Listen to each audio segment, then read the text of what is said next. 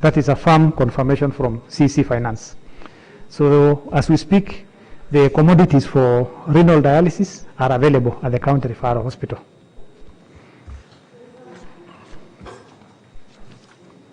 Recommendations: immediate release of unfunded AIs for Kerachio County Referral Hospital. The alternative is to ensure that the pending bills are cleared as soon as possible. Additional budget to be availed in supplementary budget to cater for training of more dialysis nurses. Prompt opening of the Kapkatet dialysis unit to ease backlog of renal cases at the Kerachio County Referral Hospital.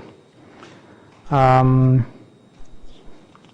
additional funding of health department in the next financial year to open up more facilities to provide dialysis services. This is information from Kerachio County Referral Hospital.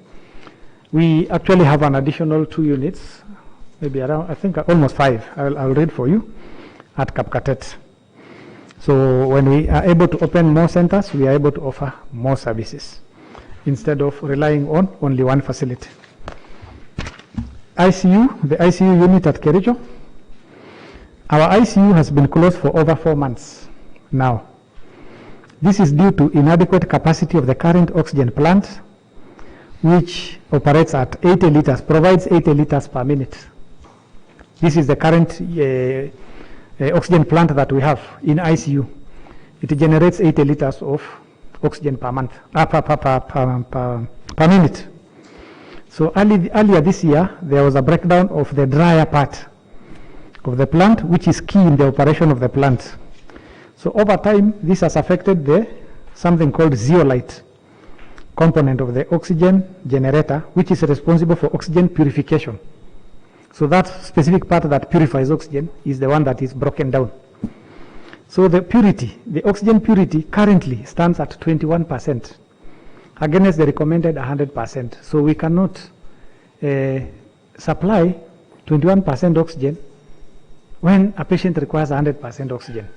And that is the reason why we had to shut down the ICU, because we cannot be doing a public relations exercise of keeping patients and killing them instead. All this was as a result of overload of the plant, which is currently servicing the whole hospital, which is supposed to be served by a plant of 350 liters per minute. And the reason why this plant, we have been using this plant to supply the rest of the hospital is because of coronavirus disease, COVID-19. Because since the pandemic, the demand for oxygen has increased tremendously. So, meaning that we have been using the same plant to provide oxygen to the rest of the hospital. So due to all these pressures, the pressure to run ICU ventilators is insufficient, and this has resulted to the closure of the ICU. On a positive note, the county government of Kerachio is in the process of procuring an oxygen tank and an oxygen plant. These are 2 different things.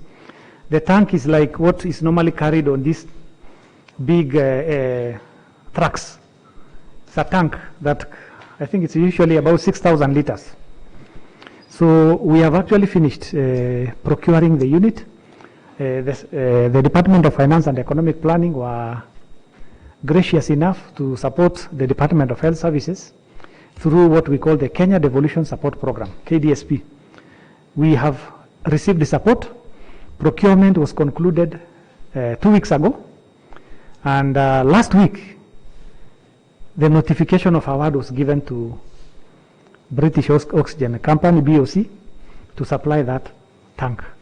So this is now going to provide us a long-term solution. So with the tank delivers 100% oxygen. Then we also have oxygen plant. The plant now is a bigger one, because what we have is 80 liters per minute. The one that we are procuring through the KDSP is now going to provide us 350 liters per minute, what we require. So that is also being addressed by KDSP.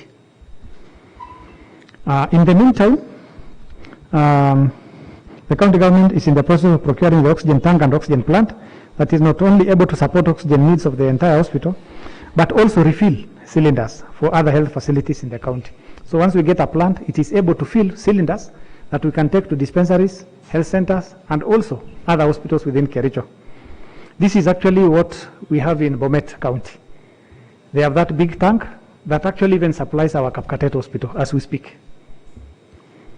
This entire process is expected to be concluded in the next 3 to 5 months for both. But we think it might actually come earlier than this, because by last week the tendering had been concluded. So ICU care, I think it is important for the honorable members to know that ICU care is very expensive and a very expensive undertaking and requires additional funding. For example, when I spoke to the medical superintendent of the hospital, to run an ICU comfortably, we require about 10 million shillings per month. 10 million per month. But what are we getting when running the ICU? 290,000. This is what we are able to generate when we have patients, because we don't charge market rates. But we offer similar services to what even private hospitals are offering. We do not we don't ask for deposit as happens in private facilities where you are told to deposit 200,000 before you are admitted. So that is part of the challenge. So meaning ICU is important for all of us. But it means ICU must be supported by other services. So it is necessary that we have an ICU that runs and being supported by other services. It is not an income generating activity, it is just life saving.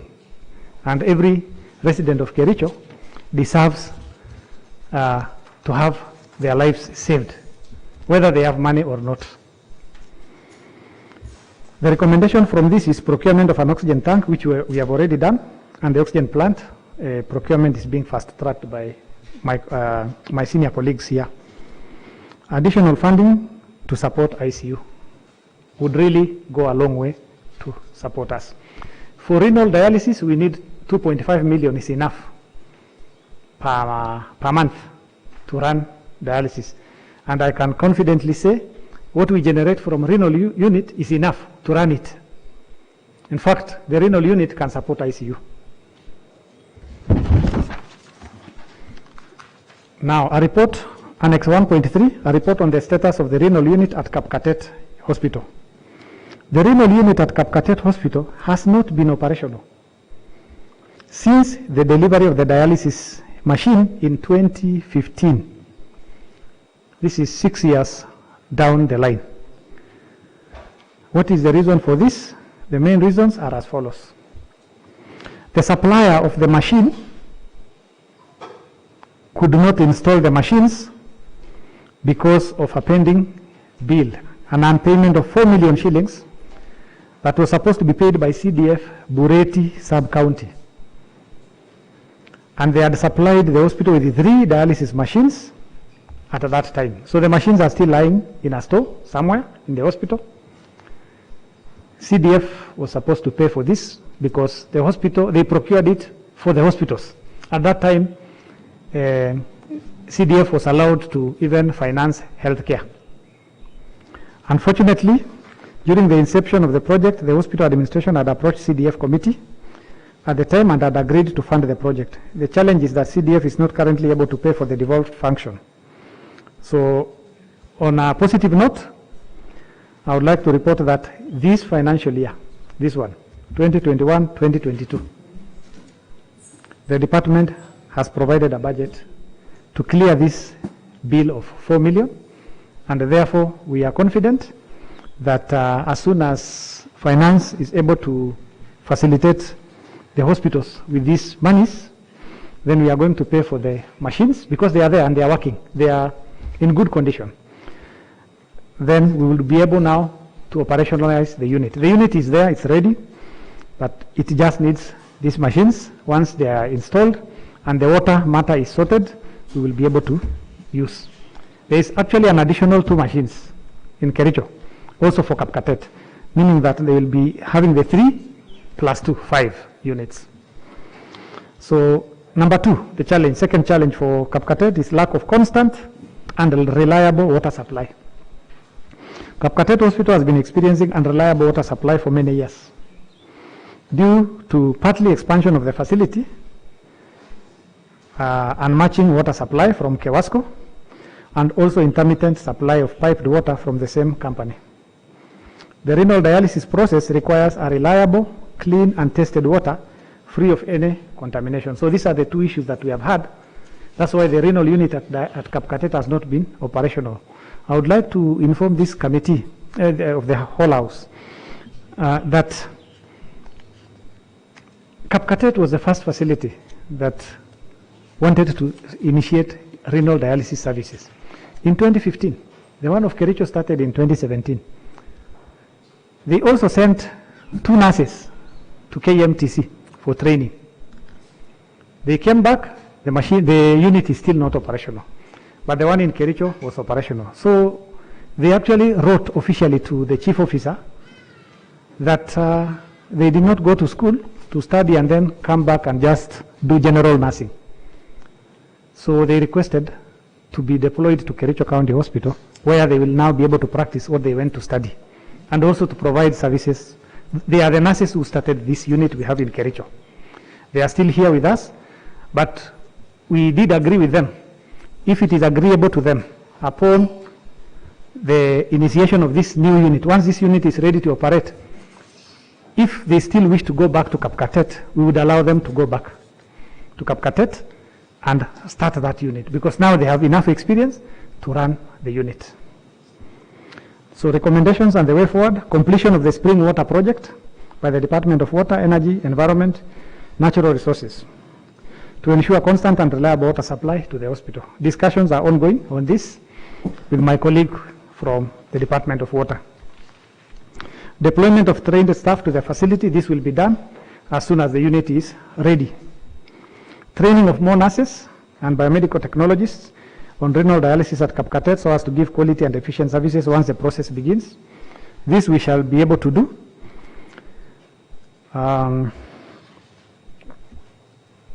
Additional budget for training would go a long way in ensuring that we support this training. Then timely reimbursement of facility improvement fund or clearance of the pending bills by the county treasury. We have already been assured about this by my senior colleague, Dr. Patrick Mutai, that this will be done before the end of this month to enable the hospitals procure and stock adequate renal dialysis consumables once it starts being operational. Number 6. I think it's number 6? Yes, number 6. Number 6, a report on the status of pharmaceuticals and non-pharmaceuticals at Kerachio County Hospitals, health facilities. So I have a report, an answer from the county pharmacist. The Department of Health Services procured medical drugs, non-pharmaceuticals and lab reagents for level 2 and level 3 facilities in the month of July to last them a quarter, July, August and September. And they were delivered to all level 2 and level 3 facilities. Now, level 4 facilities were asked to engage local suppliers because they still have debts with MEDS and KEMSA. So they were allowed to engage local suppliers to supply them with commodities to cover them part of the quota. Initially, it was procure for 1 month to cover July, hoping that by August would be able to use the new system. Then we realized there were challenges. We were allowed to procure again for another 1 month to cover August.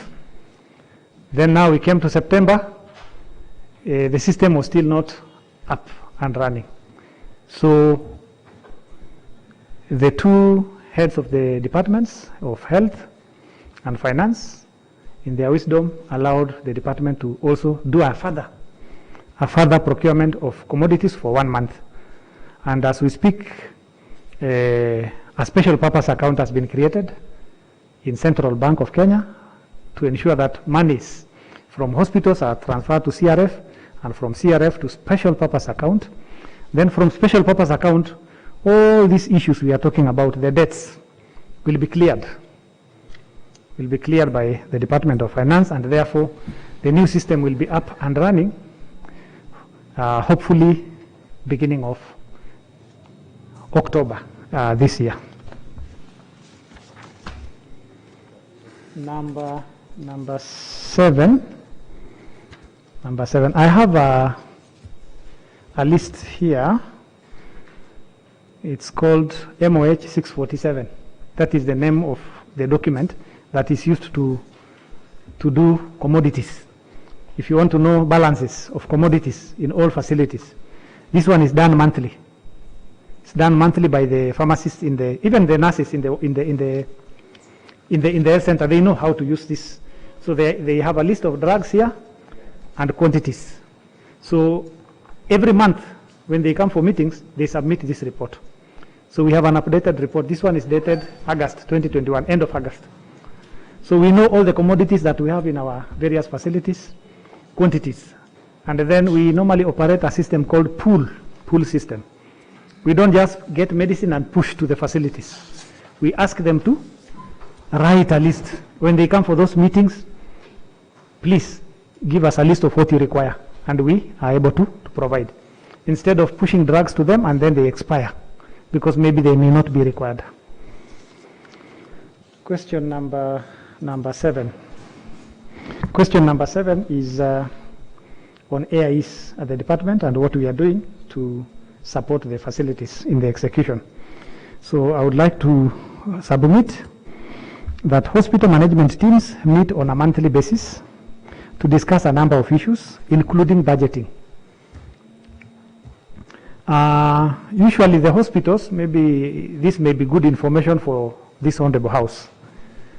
Hospitals, when they meet, they actually budget on what they have collected. They don't project. They do, of course, at the beginning of the financial year, they do an annual procurement plan and they do an annual budget. But the real budget that they do is when they receive the money. We have received 20 million. That is the money that they request for, the money that has already been collected. And therefore, that is the money they want to spend. He end acquire employees, payment of salaries.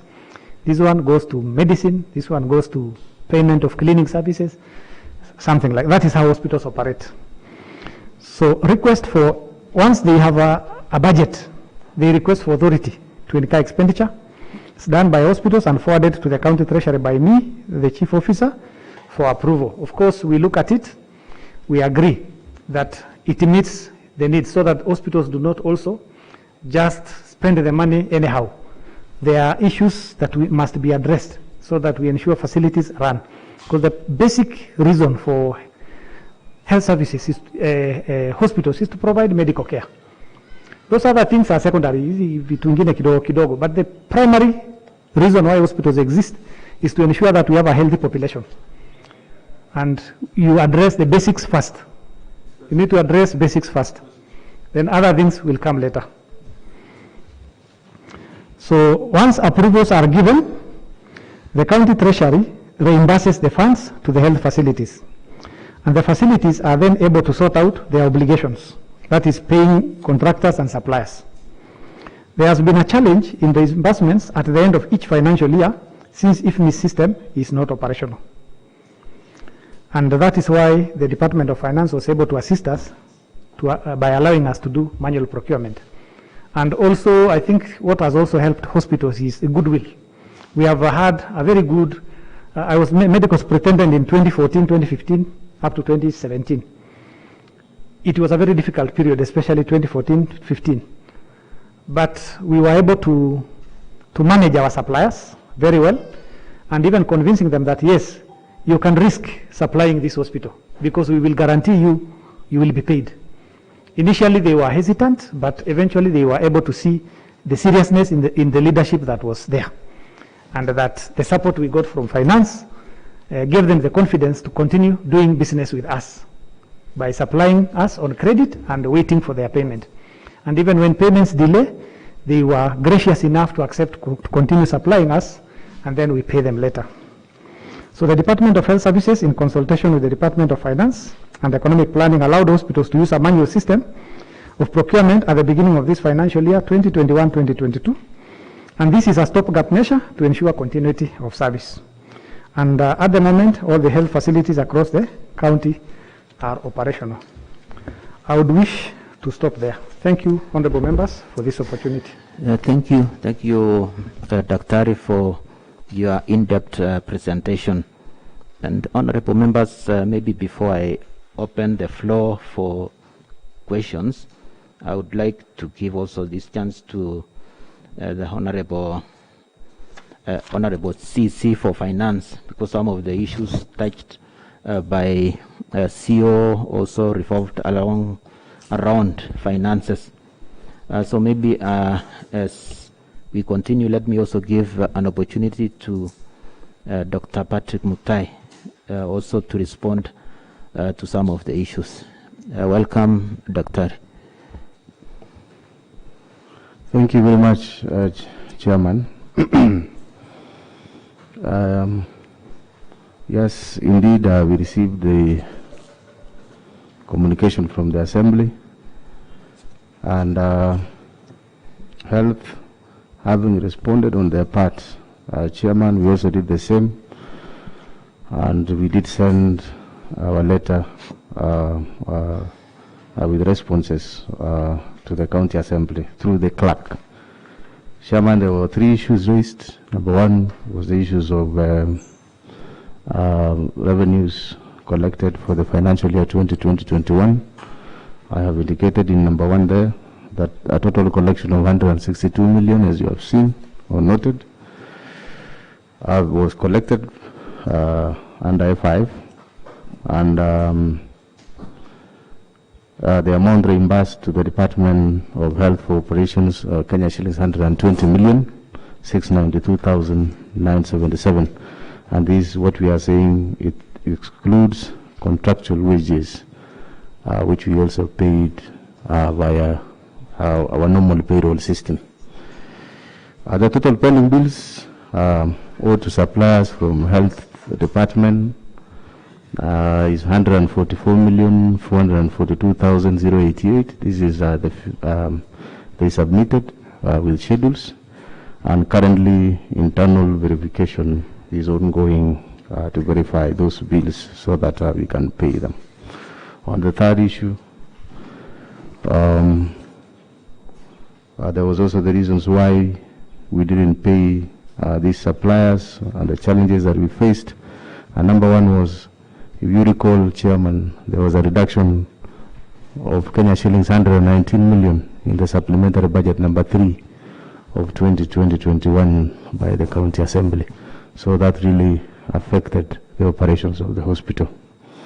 The third one was the issues of general operations of the county government, and we are saying that as a county treasury, we are very committed to requisition these funds, and we are saying that we'll be requisitioning these funds on a monthly basis or as when need arises. Mr. Chairman, I submit. Thank you.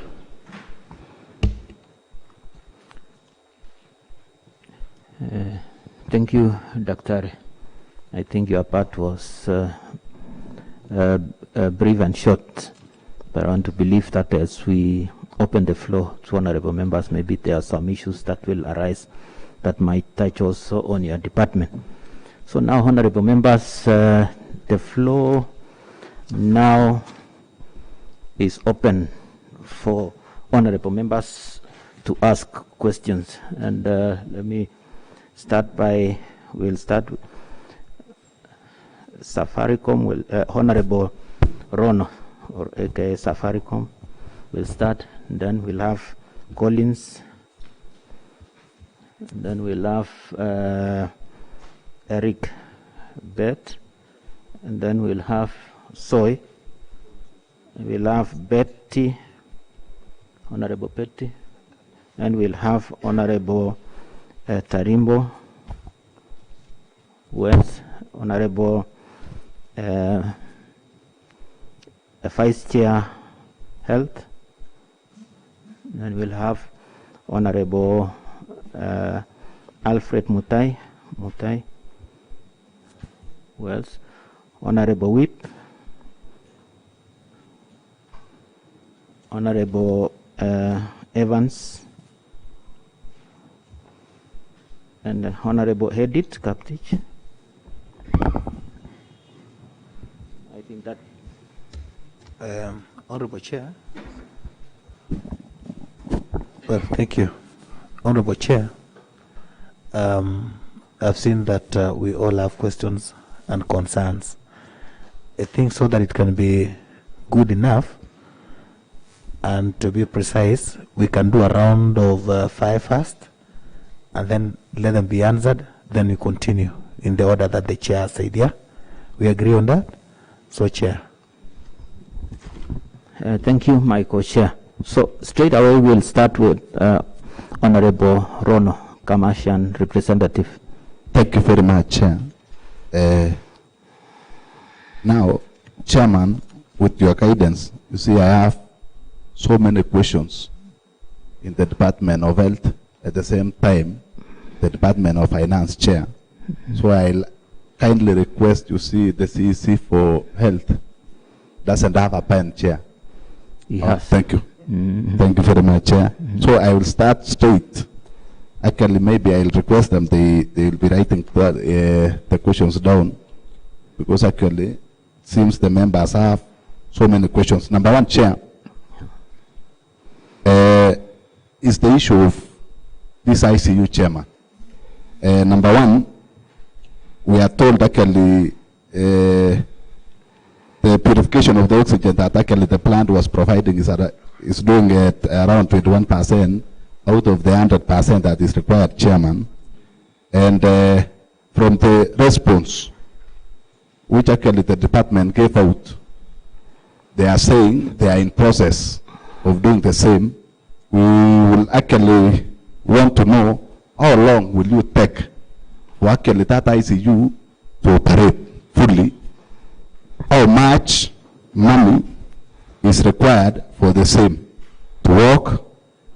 And number three, Chairman, you see we represent people who are actually suffering so much, and they have been charged heavily in these private hospitals, Chairman.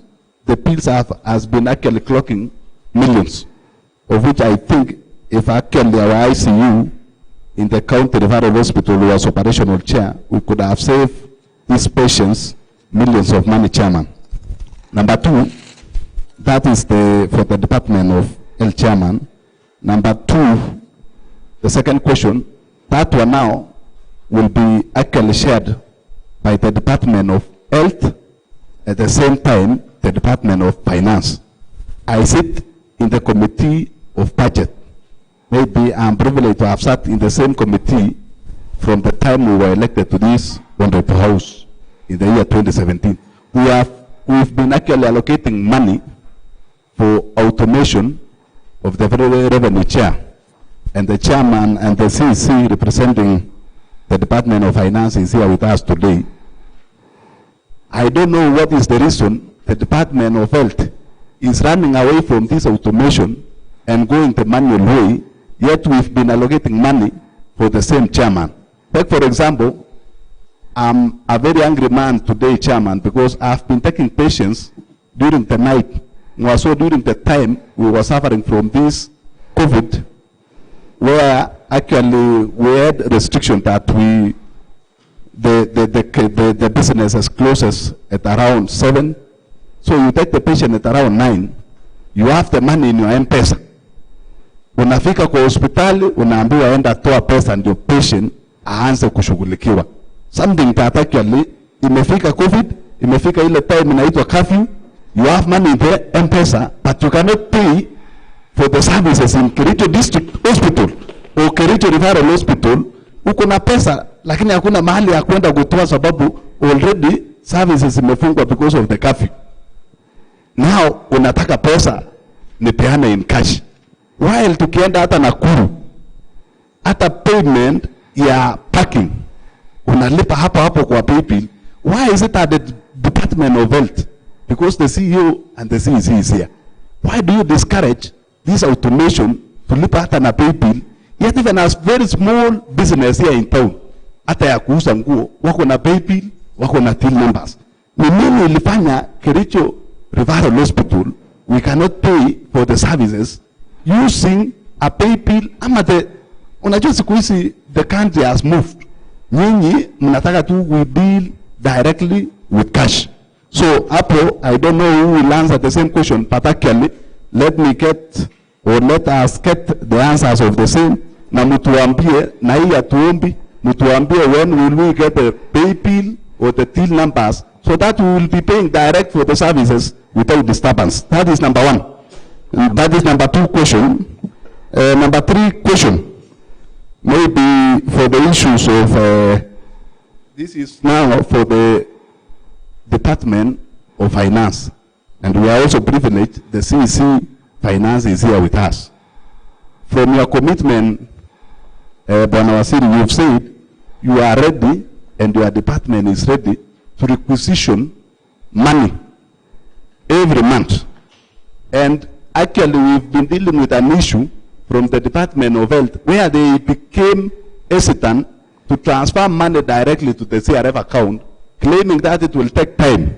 And now you are saying here you are ready and you are willing and you are actually very prepared to be requisitioning this money on a monthly basis. Now maybe the Department of Finance will tell us, the Department of Health will tell us now what has been the issue, because we've been experiencing so many audit questions that actually comes to this house at the same time the other side. What has been hard for you, the Department of Health, to transfer these monies to the CRF account for the last 4 years? Now you are ready to transfer from this month. Is it not going also to affect the services the way you've been claiming? That is number three question. Number four question is actually we've received the CEO for Health Services has just confirmed here that actually they've been preparing reports quarterly and sending to the Finance and Economic Department. How frequent now as this house, because according to the law of this house, we need to be getting these quarterly reports at the county assembly. And now because also the chairman for finance is here with us, we will actually, that is your question, Chairman, how frequent have we received these quarterly reports on expenditures, the patients that has been dealt with, and all those reports? Why is it that we are not receiving at the county assembly, yet we are actually the representatives of the people? Chairman for Health, you've had the claims actually from the CEC and from the Chief Officer for Health Services that actually they are sending reports to the Department of Finance. That is the central point. Have you ever tabled, do you normally table the reports for the consumption of the members of this county assembly on quarterly basis? That is number 4. Number 5 question, maybe the CEC and the CEO will give me attention now because this one is now directly to the Department of Health. I don't know whether I'll call this one now a grapevine or the ESAs, but I think we are also allowed to mention the same. We've been experiencing words from even the patients from the hospitals that actually there is a lot of complaints. There is a go-slow on the medics on the other side. Maybe basically because 1 or 2 of you have been transferred in and out. How prepared are you to deal with the same, side out your differences, and at the same time the transfers that happen at the department do not interfere with the services being rendered to the people we represent? How ready are you to go and handle the same issues? Number 5 question, are the roles of public health officers in the Department of Health. Number 1, I represent a ward called Kerachio, and I only have one health center with several dispensaries. We visited there, and we have actually a septic tank that has passed, hence causing the waste flow to the public. Unapata ina leak inaenda mtoni. Yet actually we have public health officers here that are supposed to have given you the report. You do the same. We have some money for the renovations and the likes. We've been appropriating them in that budget.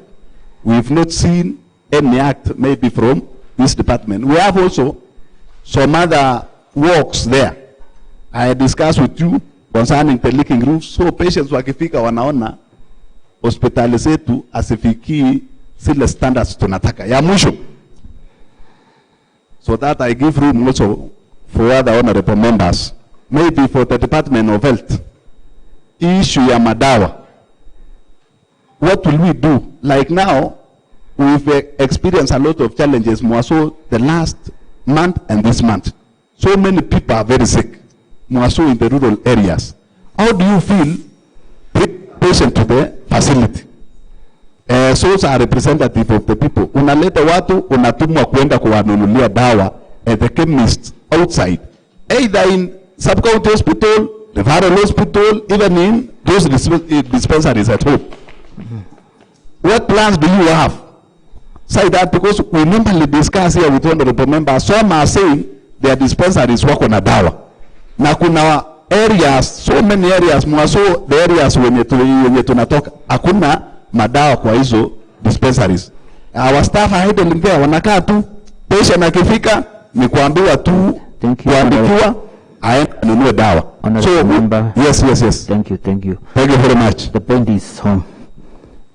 Next, Honorable Collins, you're gone. And let's be brief and to the point. Thank you, Chairman.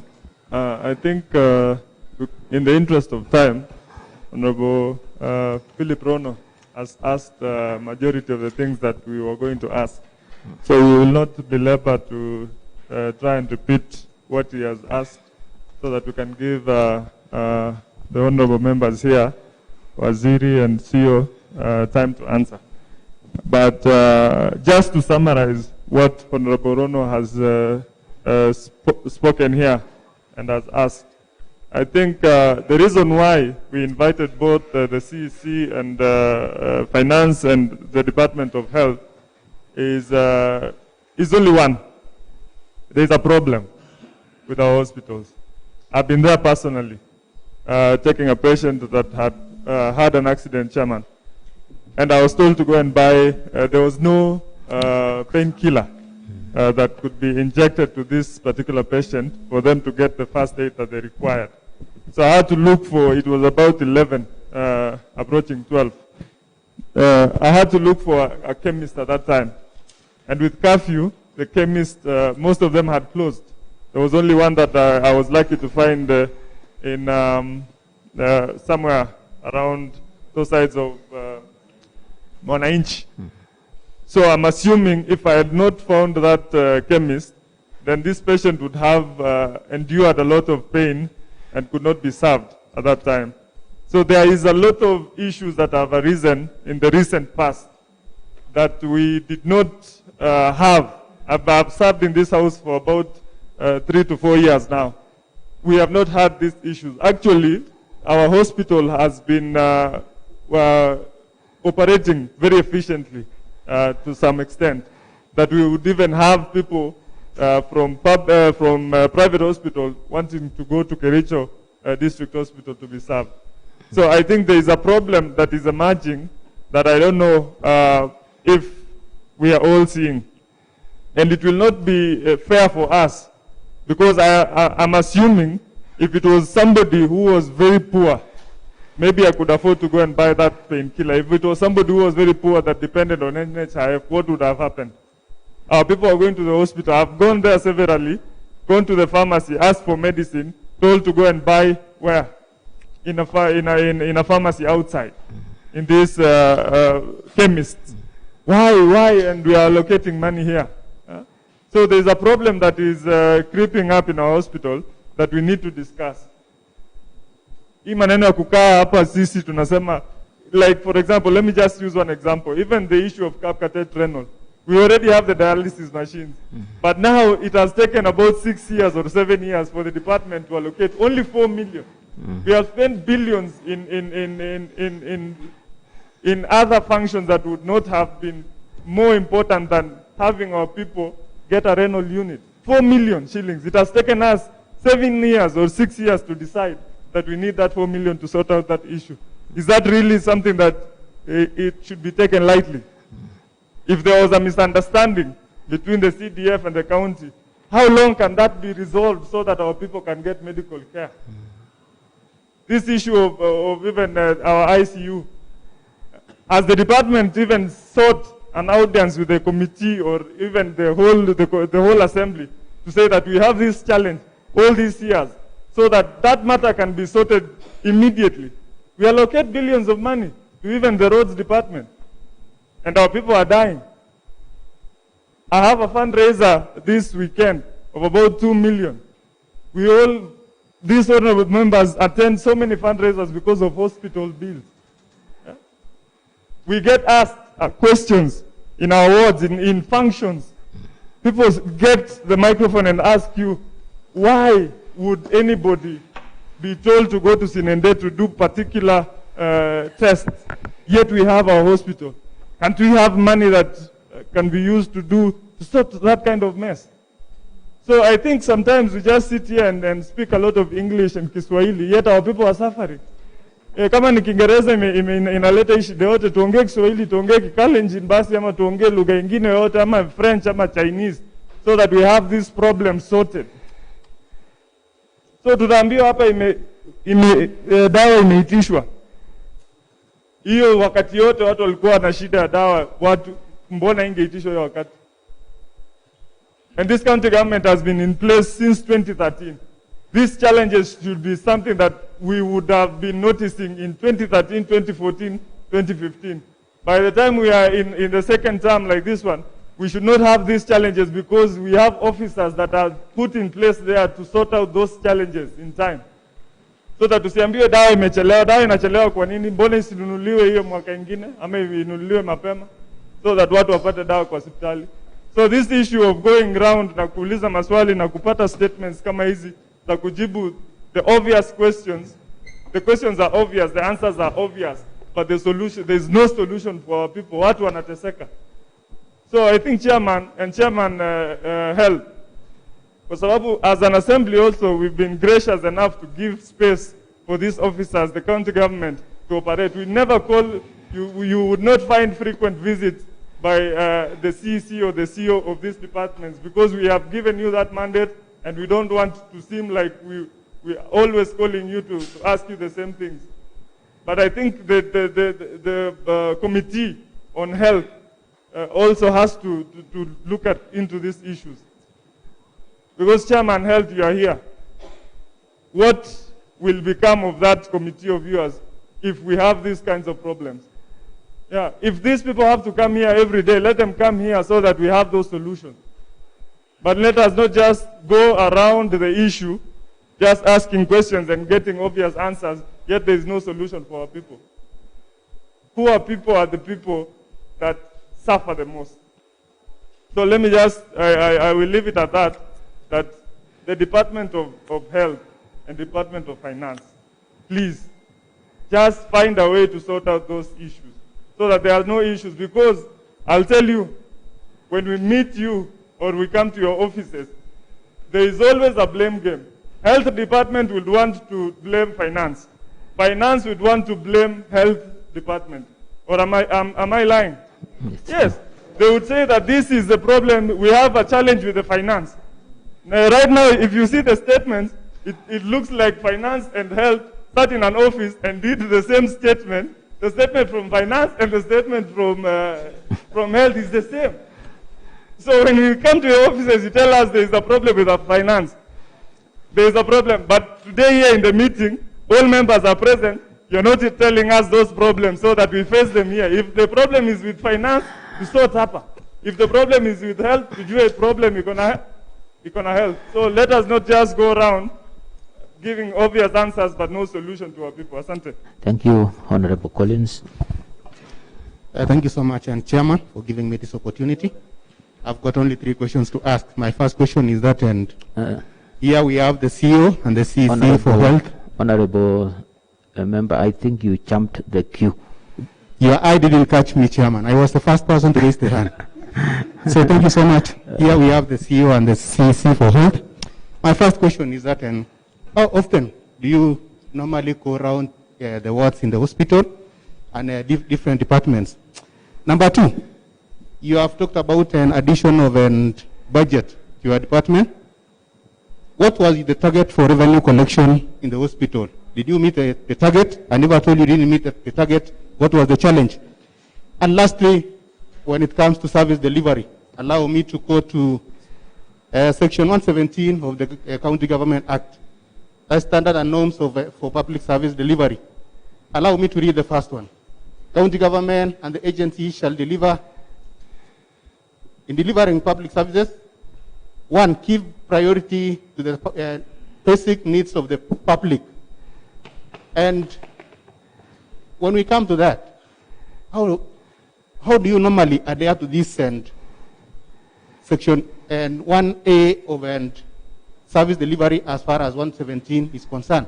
And number two, that is B, promote the development of the public service delivery institutions and ensure that all members of the public have access to the basic services. That's also pertaining health. And number two, that's in subsection 2. Public service shall equitably deliver in a manner that accords to A, prudent, economic, efficient, effective, and sustainable use of available resources. Number B, continual improvement of standards and quality. You are talking about maybe training the nurses or giving maybe some training to these nurses. How often do you normally give the training to these nurses and the personnel in the hospital? Because we have heard from my colleagues here, we are complaining about the services or service delivery in our hospital as far as medicines is concerned. We are collecting medicine maybe from outside the hospital. What is the problem? Because the challenges we are facing in our wards, we are receiving complaints even though we don't want to act on speculations, but normally speculation can give some reality in a way.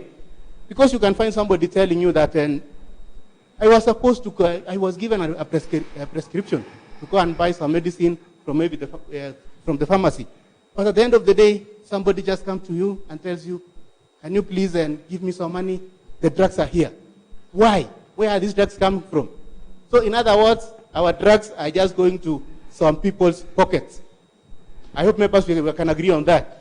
Because we have been budgeting all those drugs each and every time. What's the problem? Can you please tell us what is the challenge with this hospital of ours? Now when it comes to our dispensaries, we are also facing a lot of challenges. And we have some dispensaries which were supposed to be open a long time ago. They are now taking 10 years to be functional. What's the problem? Because when it comes to Kipchimchim 1, I've already budgeted for some dispensaries to be open, but up to date, I'm facing a challenge. What's the problem? So, all in all, thank you so much, and members, congratulations so much for attending this meeting so that we can see the way forward as far as our hospital is concerned. Thank you so much. Thank you, Honorable Pai. Next is Honorable Eric, and then will be followed by Honorable William Soy. Thank you very much, Chair. Maybe my questions are few. And first question goes to the department, CEC and the CEO. Are you aware Kapkotet X-ray systems are using the analog one? There was a digital which I think there's a report that the digital one was dismantled 3 months ago. Are you aware? And what have you done for the same to improve the operationalization of the X-ray system? Because patients are being sent to Sinendet for reporting for a minor X-ray issue. So that is my first question. Second question is the AIE request. Why is that the AIE requisition is done every 3 months? And you have given us that the AIE reimbursement has not been reimbursed since the last quarter system. What happened? Maybe this one goes direct to the CC Finance. If you tell us how often do you reimburse the AIEs? When they are being requested by the health, how often do you reimburse? And the last reimbursement was done on each month because it should be on a quarterly basis. Number 3, the issue of centralization of the procurement system. I don't know what has happened because we've employed staff from every sub-counties for the procurement to proceed on. Why do you centralize even the grass cutting issue? If you want to procure someone to do the grass or the cleaning services, why do you have to take to the central position? Because you have staffs which has been employed. For example, so in Sigawet, you have some staff there, and for the procurement to take over, you are telling them, can you please send the procurement request to the central, that is Kerachio County. That one, I don't know whether you are going to make service efficient or you are delaying the services. Thank you very much. Thank you. Thank you, Honorable B. Honorable Soy.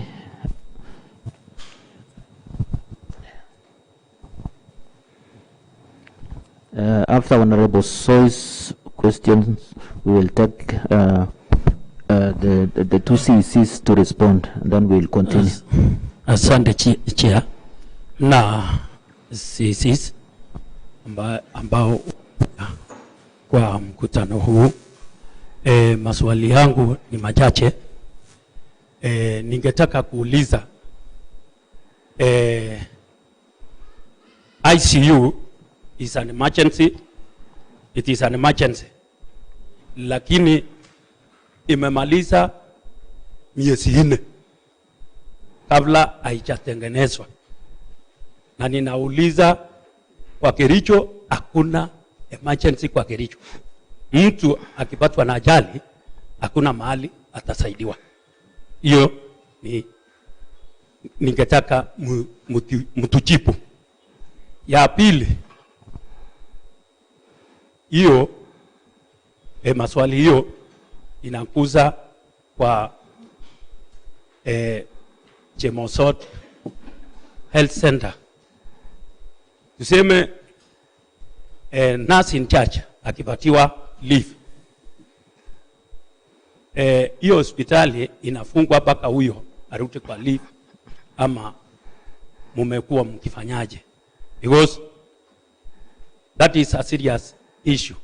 On weekends, my health center is being closed because no nurse in charge. Mutuchipu tena. Hiyo ndio kwa sababu ya muda, hayo ni maswali ambaye ninataka nijibiwe. Thank you very much, honorable members. Very fast we will go back to Department of Health, so that I think because most of these issues actually are health related. Welcome, Wasiri. Thank you very much, Honorable Chair and honorable members, for the numerous questions posed. I wish to answer as follows. The first question by Honorable Philip Rono of Kamashan Ward is touching on the ICU, and the question is, when will it start working and how much is required? Honorable Chair, when I reported in the Department of Health at the end of June, that is the question that I also asked, because in the villages, like what honorable members have said, we do harambes for bills going to millions of shillings for members of the county who've gone to various hospitals to seek for ICU services.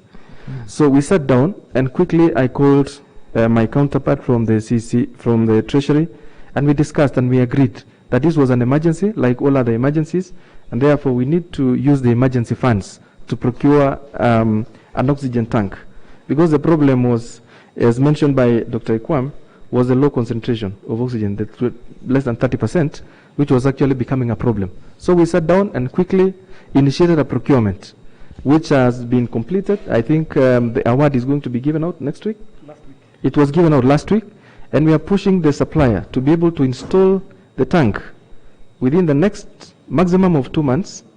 Going 3 months will be, I think, on the higher side, so that our people are able to access the ICU services. So along with that, it is coming with a manifold. A manifold is a tool that is used to connect the gases, the cylinders. because there was a problem of disconnecting the cylinders. Whenever a tank has been exhausted, you disconnect and then connect to another. And remember, there's someone lying in the ICU facility relying on that continuous supply of the oxygen. So we decided, we held a meeting and we said, we are getting a manifold, the one that's connecting all the tanks. We are getting a big tank to be able to serve the ICU, and that should be able to work maximum of 2, latest 3 months, Honorable Chair.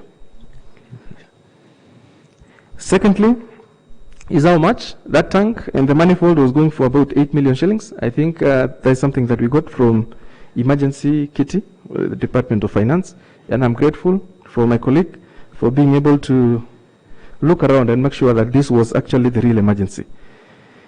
And then secondly, Chair, question also asked by Honorable Rono is on automation of revenue.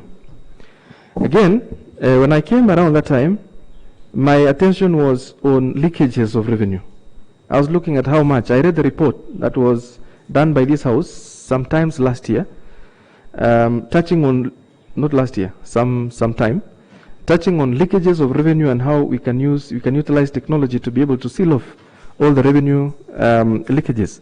And I also quickly called for a meeting, and we sat together with the CC Finance and we agreed to use M-Pesa or the other digital money platforms to be able to collect revenues. And this, I'm told, has been a challenge before, because our health facilities are operating different accounts. You find Kerachio County Referral is operating a bank account at KCB, Kapkatet is operating a different bank account, and the others are operating different bank accounts. And there was need to unify and have one account that is connected to that utility, the M-Pesa account, so that when you pay, that money goes straight to that bank account, and then in the evening it is swept. When it is swept, that same account is connected to CRF, so that all the money is collected through utility. The pay bill numbers connect straight to one bank, and then also connects to CRF, so that there is no contact between our staff and money. Because when there is a contact between human beings and money, there's bound to be the usual challenges that we know. And we agreed, I raised a memo, I sent that to CC Finance, he has actioned it.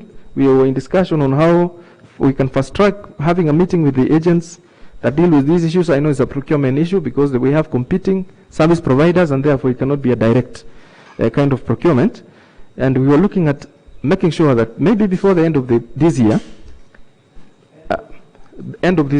I know that's too long, but I'm just giving a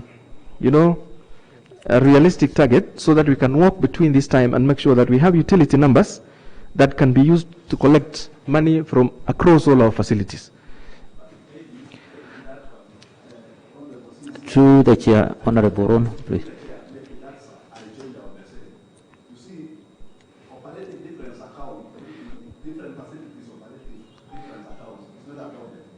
What I know is that an account can be linked to a digital platform, maybe that for an investor. Then later on, I think the county, the different health facilities have been collecting money to those accounts, and it can be also swept to the CRF account. So why we should be having even different M-Pesa deal, maybe for Kapkatet, the same for Kipkelion West or Londiani, then maybe in the evening or the other days you sweep. For us, for you to create conveniences for these patients. Now taking almost also 6 months, coming up with a pay bill. You see, when you say at the end of the year, it means we are also going for another 4 or 5 months, suffering the same problem. How can it take 6 months for us to have a bill number? What is it that? Yes. I know it sounds like a mystery, but I think Wasiri was going on to explain the issue of procurement. I think you heard him talking about service providers. You know, we don't also want to engage in an illegality.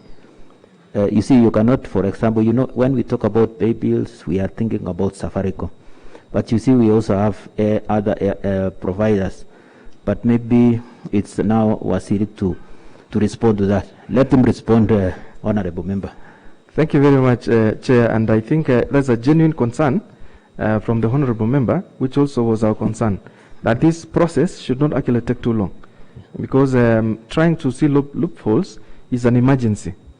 And also making the system to be responsive and convenient to users who normally come at night, for example, and they have money on M-Pesa and they have nowhere else to withdraw that money. You know, it becomes very, very challenging. So number one was, it is not the end of financial year. It is the end of this year, which I think we are having 2 or 3 months to go. And I was giving a realistic time frame, which we can work even faster and get these numbers or utilities the soonest. As rightly put by the Honorable Chair, it's not Safaricom only that offers utility services when it comes to digital money transfers. We have Airtel, we have Telcom, we have the others. And we were looking at the possibility of making sure that all the legal, the provisions of Public Procurement and Disposal Act is considered, but making sure that this activity is fastened in a manner that the law is taken care of, but again, the overall goal is achieved. And Chair, I can commit to you, in the presence of my colleague, and this is something that we've discussed, that this thing is going to happen very, very fast. The other thing, Honorable Chair, was to transit operations at the health services to IFMIS, to CBK. Because again, there had to be a connection between our accounts, the health services accounts, with CRF, so that all the monies collected in the utility, using utility numbers, are connected straight to CRF. The law says the accounting officer must report revenues collected within 3 days. And that means the issue of transferring monies to CRF after a very long time had to be worked around. And that is the whole consideration that... Yes, Honorable Evans Kibet, please.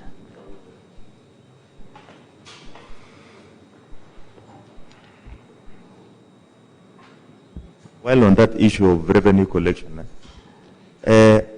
you're saying that you're going to take 3 months, or even 4 months, or even before the end of this year.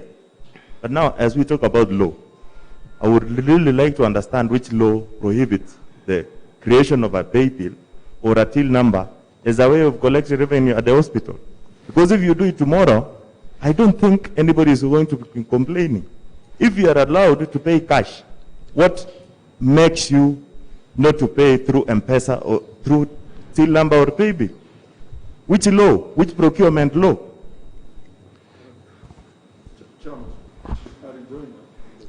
Yes, Mheshimiwa Tarimbo.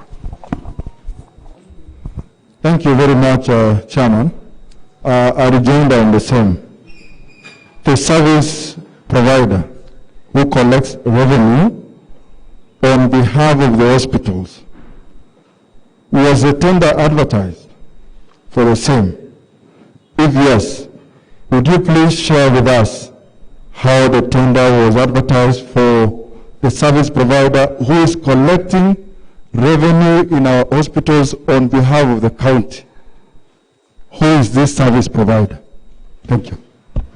Thank you. Wasiri. Thank you very much, Chair. I will start with the Honorable Member from Cheboin. From Cheboin. Cheboin. Sorry, Chair, I was trying to mix the two questions, but I'll just go straight to the Honorable Member from Cheboin. Honorable. Number one, the Public Procurement Act, Public Procurement and Asset Disposal Act, stipulates that where there are 2 suppliers or service providers or 3, then there has to be competition. In this case, utility numbers for collecting money from the hospitals will either be Safaricom, or it will be Telcom, or it will be Airtel, or any of those which are available. To settle on one, you need to justify using the process. And that's what I was saying, that we are working on procuring the service, so that at the end of the day, we arrive at whichever, whether it's Telcom or Safaricom or whichever, in a manner that is credible and can be audited. And that's why we were talking about procuring the service of getting the utility numbers, and not just going to Safaricom or Airtel and getting the utility numbers. I hope that answers the question from the Honorable Member from Cheboin. Secondly, we are not using any person to collect or entity to collect money at the hospital. People pay cash. So, it's not an agent. There is no agent. People just pay for their services. Our staff, those are our employees. Chair, those are our employees, and those things can be verified even after this meeting. When you go to the hospital, you pay at the counter, and the person receiving the money is our staff. And therefore, there is no digital connection or agency in collection of money from our patients. It's our staff, and then we bank at our at our KCB account. So I've mentioned the issue of transition, which was very critical. Transiting within a very short time is not an easy thing. First of all, we have to work on the infrastructure, prepare our people mentally that no longer we are not going to accept cash, and you know what that means. It's an emotional moment. Honorable members, please consult in low tone.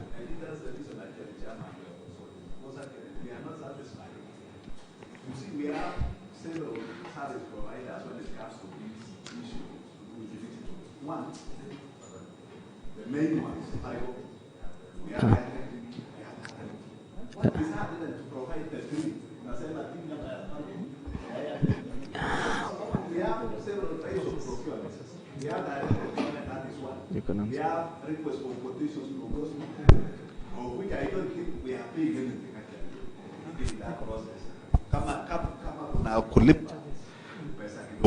Why don't we have now 3? We have Safaricom till number, Airtel till number, na Telcom till number. Hata tukikuwa na safari moja, and you use direct procurement, and we get the same services maybe in this week. Honorable. Where is the problem? Na hiyo wana charge kama ni kutransfer pesa kulipa na M-Pesa, ni patient ama ni yule mtu anataka service ndiye anakatwa. Hakuna pesa ya serikali itakatwa. Why is it that nyinyi mnataka tu tuendelee kudeal na hii cash forever? Why don't we provide a permanent solution for the same? Honorable member, I think just as Wasiri has requested, 3 months is not a long time. He has just started a process that has never been done before. Why don't we give them a chance? And you see, these are service providers who will be dealing with millions. So it's not just like if we want to request for our personal services. So I think let's at least give them a chance. He has said before the end of the year.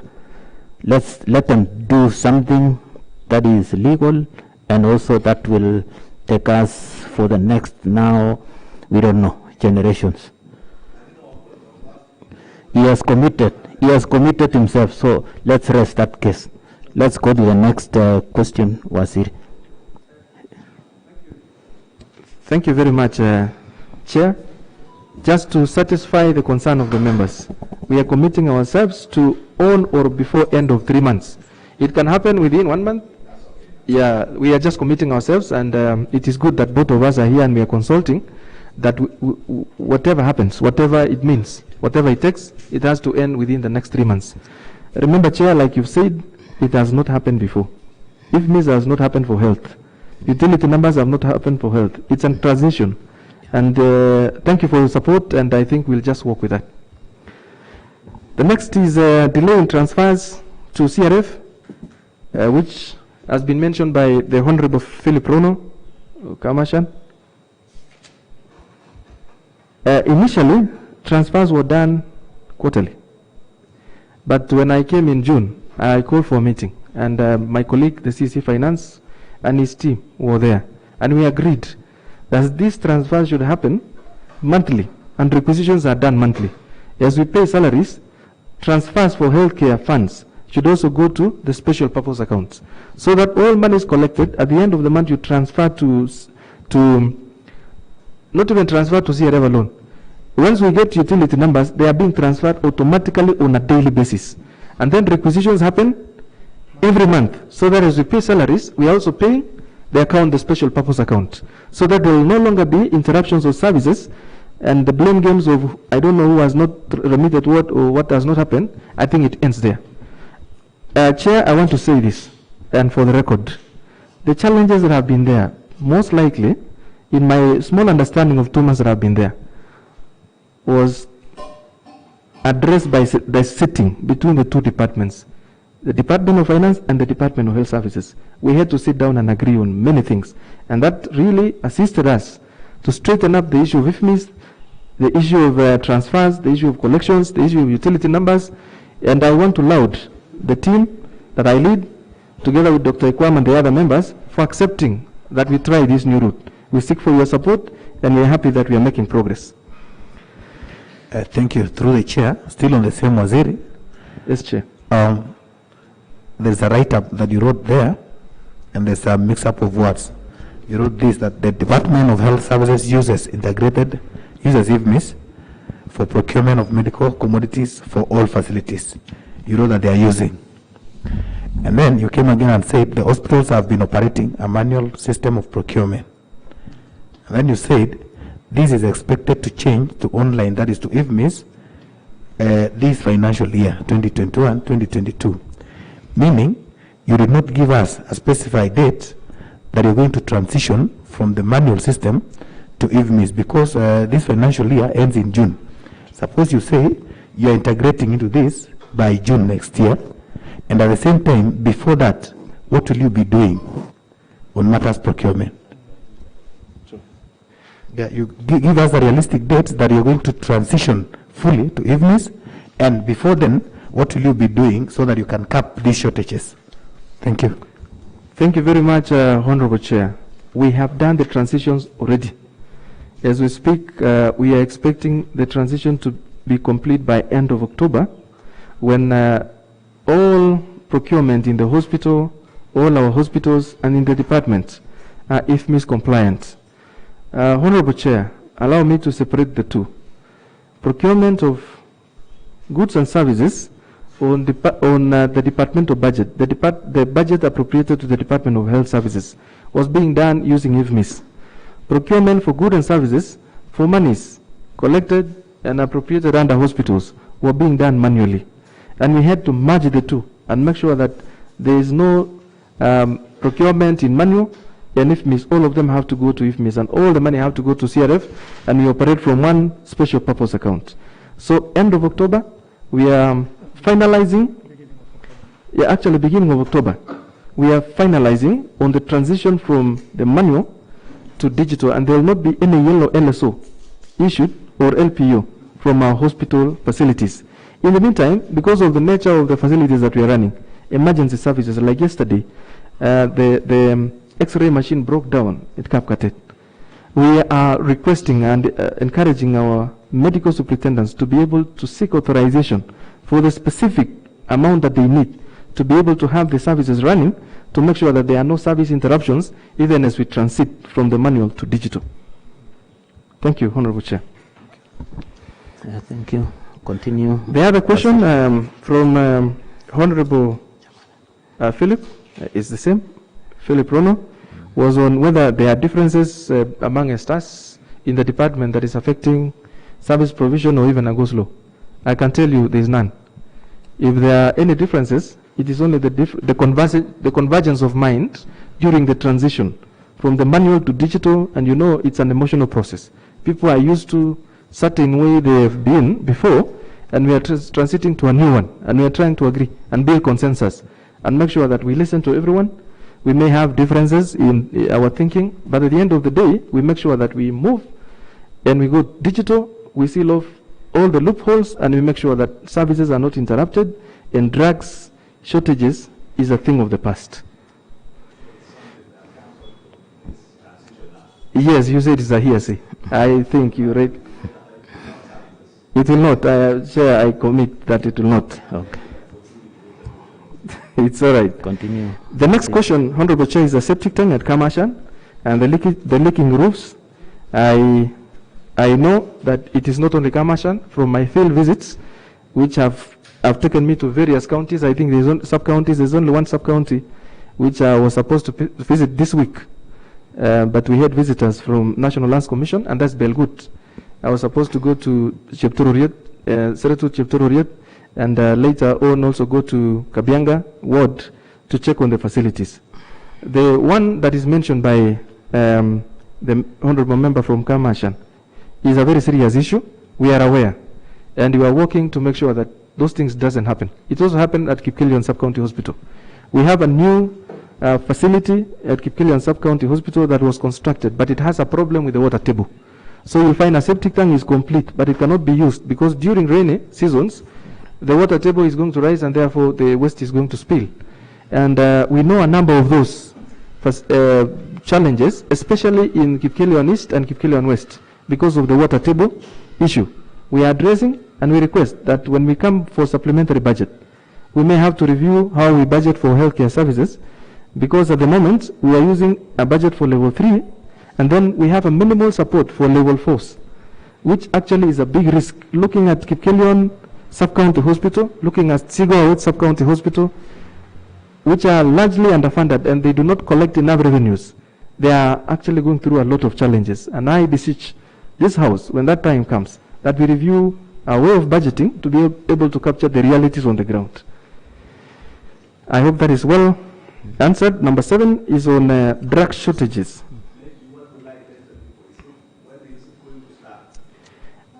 Honorable Chair, spillages of waste is an emergency.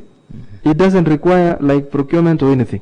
We may have to sit and agree together with my counterpart, the CC Finance, and see, even if we don't have money, we look at how we can remedy and make sure that even we exhaust the sewer there, the waste, using the Kewasco exhausters. We'll make sure that this happens immediately after we leave these chambers. We head straight to Kewasco and make sure this is done, and it will not happen again. Thank you, Honorable Chair. The next one is on drugs. That's the elephant in the room. The stockouts. When we were on the ward round, the rounds, I remember vividly when we went to Chemasot and we met a crowd under a tree, and a member who was also visiting the hospital, I think seeking services of the hospital, was so agitated that sometimes we get supplies and they end in 3 days. And he was asking why supplies arrive and they end, and then we go back to buying drugs in the chemists. So when we sat down with my team, after a series of those ward rounds, we resolved to redirect our budgets, to review our budgets, to reflect our core mandate of service provision, and to make sure that we up the provision, the allocation that we give to drugs, especially for level 2, level 3 in our hospitals.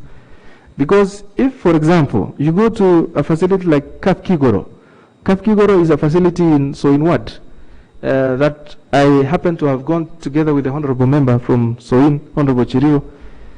Kerachio, to get a chemist, you need to go 7 kilometers. That means you go to the hospital when you are sick, and then you find that facility again does not have a lab.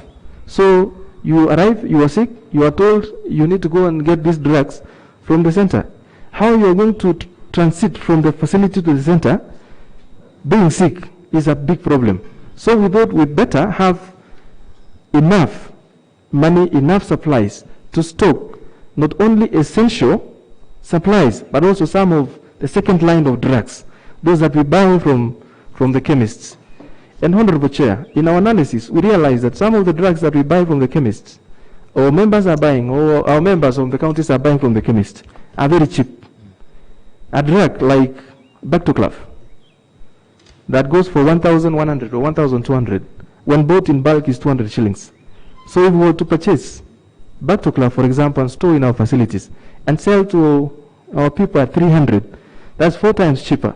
We can be able to sort out the issues of going to chemists while also building stock for specialized pharmacists. And I can tell you, Chair, we've redirected our budgets to be able to cure stockouts. Again, we have redirected our budget to make sure that CCTV facilities are working in our hospitals so that no drugs are stolen, or if such a thing happens, we can easily trace and get and apprehend the culprits. Also is to make sure that reporting for drugs and requisition from facilities are done in a manner that is transparent. And the orders from our facilities and supplies, there is the corresponding S11, S12, and S13 actually tally, so that there is no loss of drugs, and all the drugs given to facilities can easily be accounted for. And those are the changes that we are effecting. We are making sure that going forward, there will not be stock outages. What is it? Oh yes, so again, before losing it, and I know my colleague would want to really speak to this issue, is the issue of supplementary that happened. When health lost 119 million shillings during supplementary, was it supplementary 2? Supplementary 3. So when health lost 119 million shillings, this is what happened. The debts that was due. Can we use a better term? Health did not lose any money. Oh, sorry. The money was reallocated. Honorable Chair, when reallocation happened, and some money, 119 million, was moved from health to other services, the health services could not be able to pay for KEMSA debts and the meds and the local suppliers. And the net effect was health facilities could not access credit to be able to restock the levels of drug supplies. And this caused a crisis. It is still a crisis up to now. We are relying on a meeting that we held with the suppliers. We had to meet with the suppliers of drugs, suppliers of basic services, catering services of hospitals, security, held a meeting, even called the banks to be able to assist them access credit from the bank, with the hope that during supplementary we'll be able to bridge the gap and make sure that we get this money to be able to meet our obligation. I'd request, I beseech the House, when the time comes, the budget for supplies, drugs and non-farms, we know how much it is. If we can get that and stock our hospitals and stem out the issue of drug outs and supply stockouts, our hospitals will be able to better function. And without losing it, we are transiting to NHIF biometric registration. Our facilities that we've built and constructed do not have computers. I wonder how members of NHIF can go to our facilities and be able to be served, get service, without first registering biometrically. When the time comes, we have made our budget and say people don't have to travel, get into a vehicle to go and access facilities that are NHIF accredited. We access it from where we are by having computers and biometric registers that members can get services and get paid through NHIF.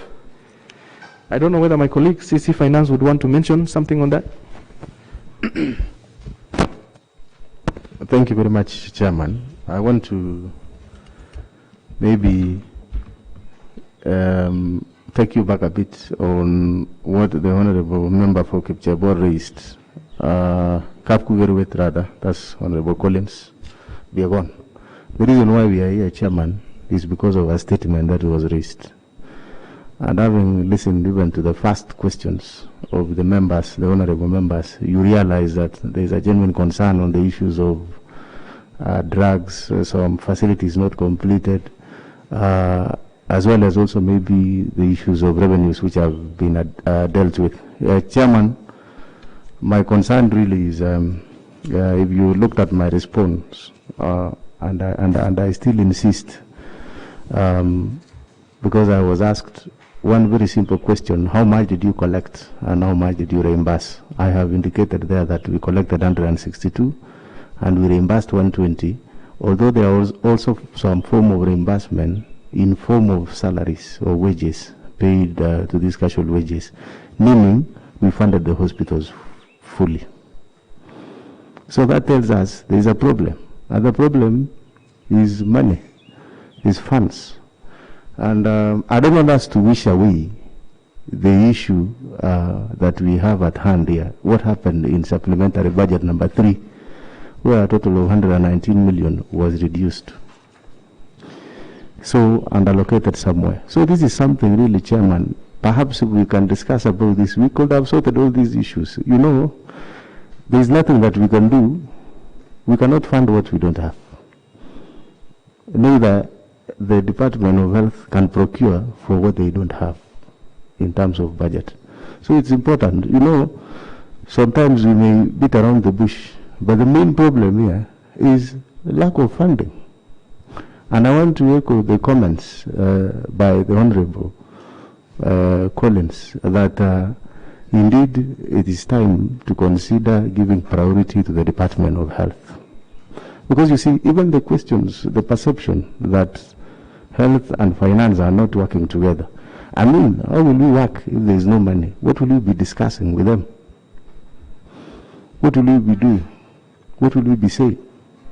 So, this has been my plea all along, that the Department of Health comes up with a budget, a plan that of course will ensure that services will be offered through the financial year. And then from there, those things now can be discussed here.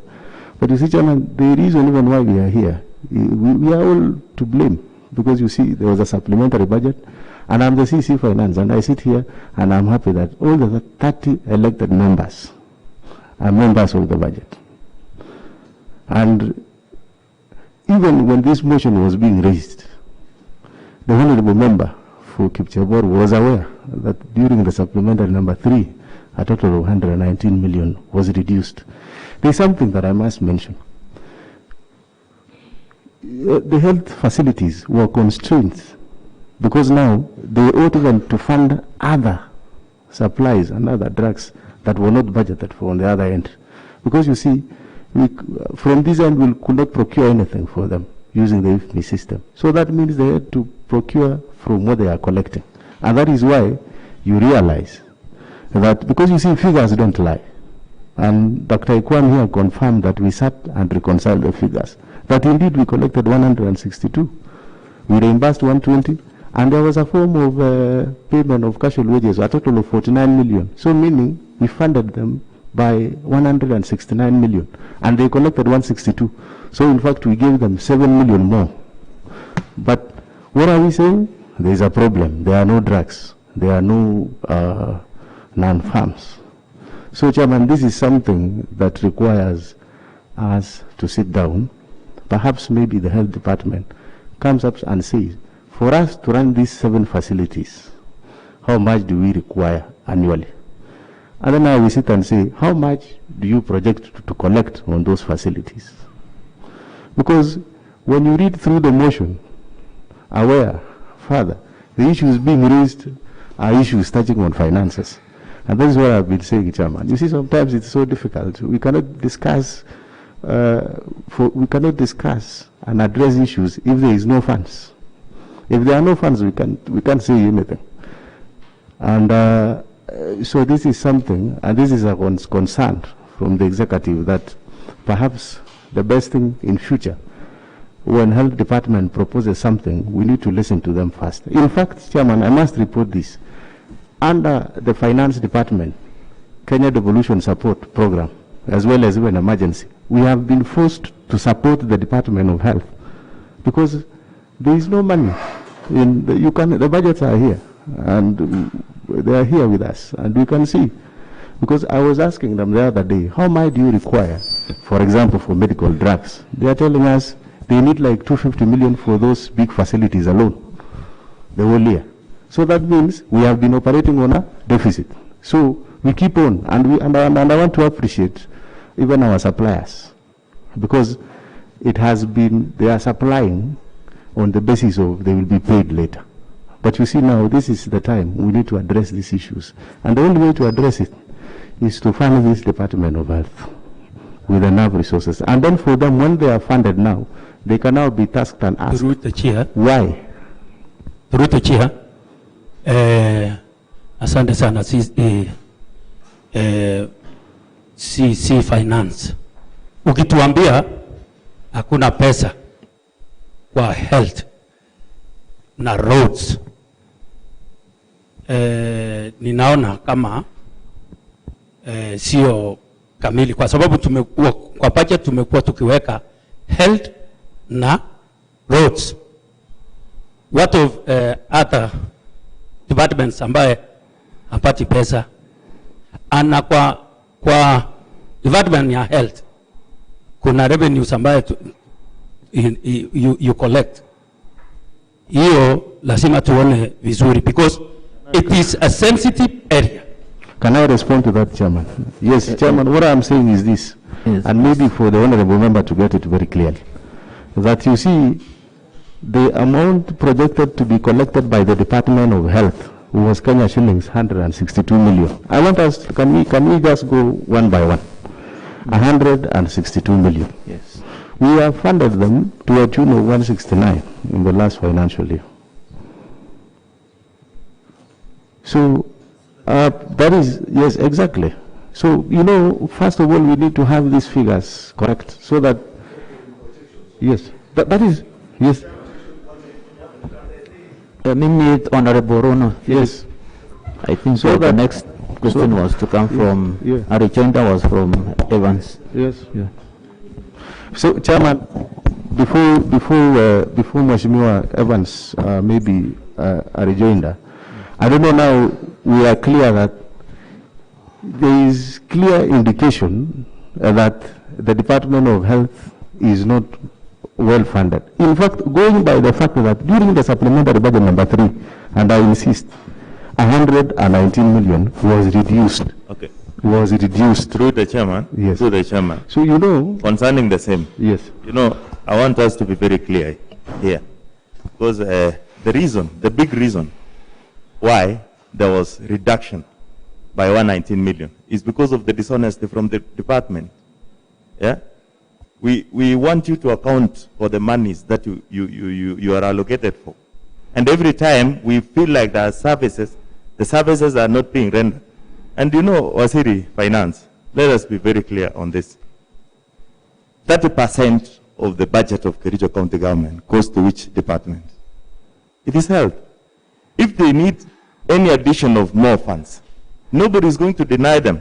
But we tell them, we want you people to be accountable. Yeah? So that at least I see a dispensary, because some of the members here, there is a reason. Some members here, some few of them, there is a reason they were complaining. They needed to have built a dispensary. But it has gotten to the next financial year, the money has not been used.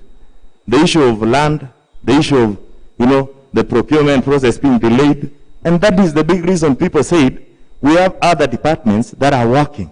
Why can't we reallocate these funds to other departments? And we've seen the repercussions of those actions. Yeah? The 119 million has delayed the services to the people. It has delayed the payment of suppliers. We've seen the repercussions. But it's up to the department also to prove that they require these additional funds for them to deliver services. And every time, you see, we have a role as an assembly. The role is oversight. You give us the budget, we go through the figures, and we want, at the end of the financial year, for you to account for the things you've done, the services you've rendered to the people. It cannot be that my dispensary, where I come from, doesn't have drugs, and I know in the budget it was catered for. And I come to the assembly, I see that you also requesting for additional funds. What do you expect me to do? We are also, let us not forget that we are in a political, field. If health department is not able to blanket me politically on the ground, I will think of something else to do. Move the money to water department or the human roads department.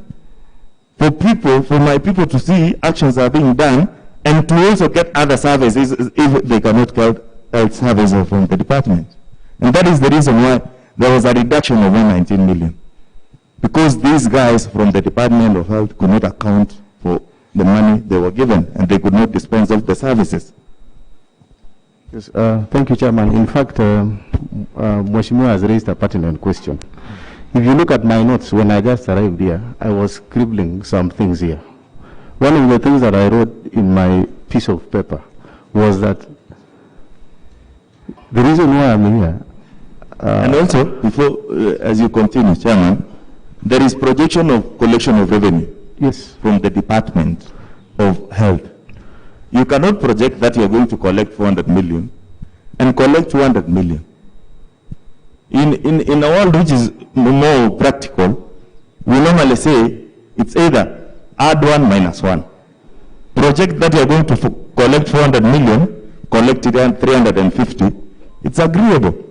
You cannot say that you are going to collect 450 million or 400 million and collect 162. Is it really practical? It's not. Yeah, thank you very much. There is something that I was raising so that I can even come to the issues of projection also. That when I came here, I noted in my pieces of paper here that are we discussing a case of impropriety or what? Because you see, from here, the CEC Finance, having sat here, there is nothing much I can offer solution. Because you see, from our end, we have been having discussions, and if you realize, from the presentations he made, He was making that we sat down, we agreed, can we do that? Can we do this? Can we move to IFMBs? What are we going to do with the pay bill number? All of those administrative issues we have sat down and discussed. But if you look at this structure of the motion speaks a lot, and it speaks to that there is an issue. And from where I sit, I will not talk about what the department, whether I do not, subscribe to what Honorable Evans have said. There are cases of maybe improprieties.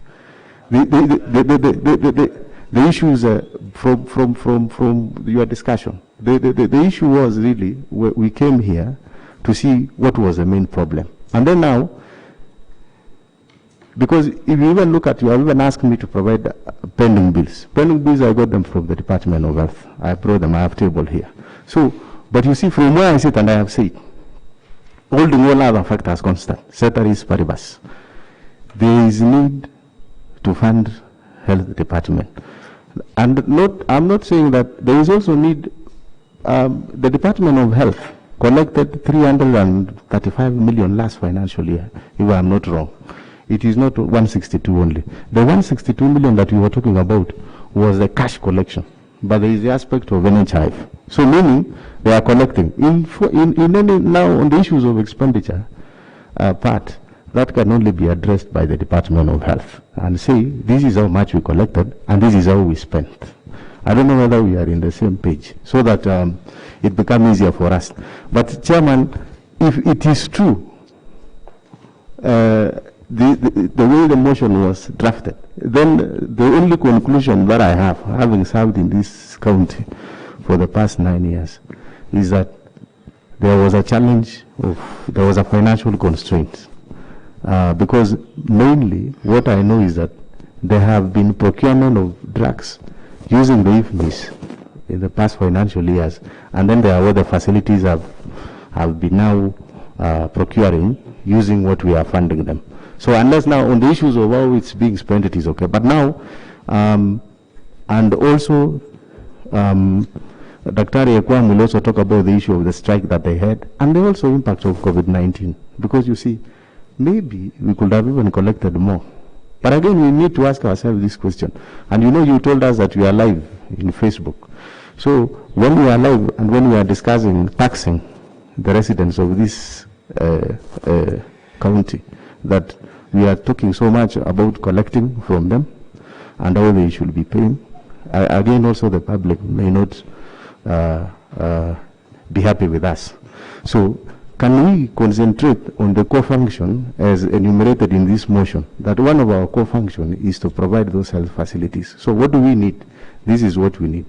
And Chairman, that is my submission for now.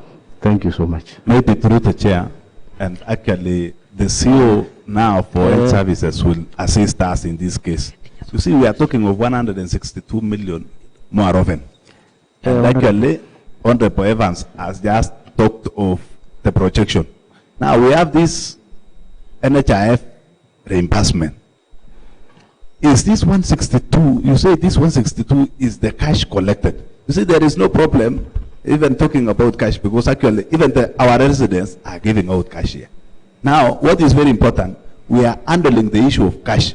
We are not talking of now the NHIF reimbursement. How is it part of this 162? But you've just said 162 is clearly, we are talking of the cash collections. What of this now, the reimbursement now from the NHIF? Is it going to the facility state?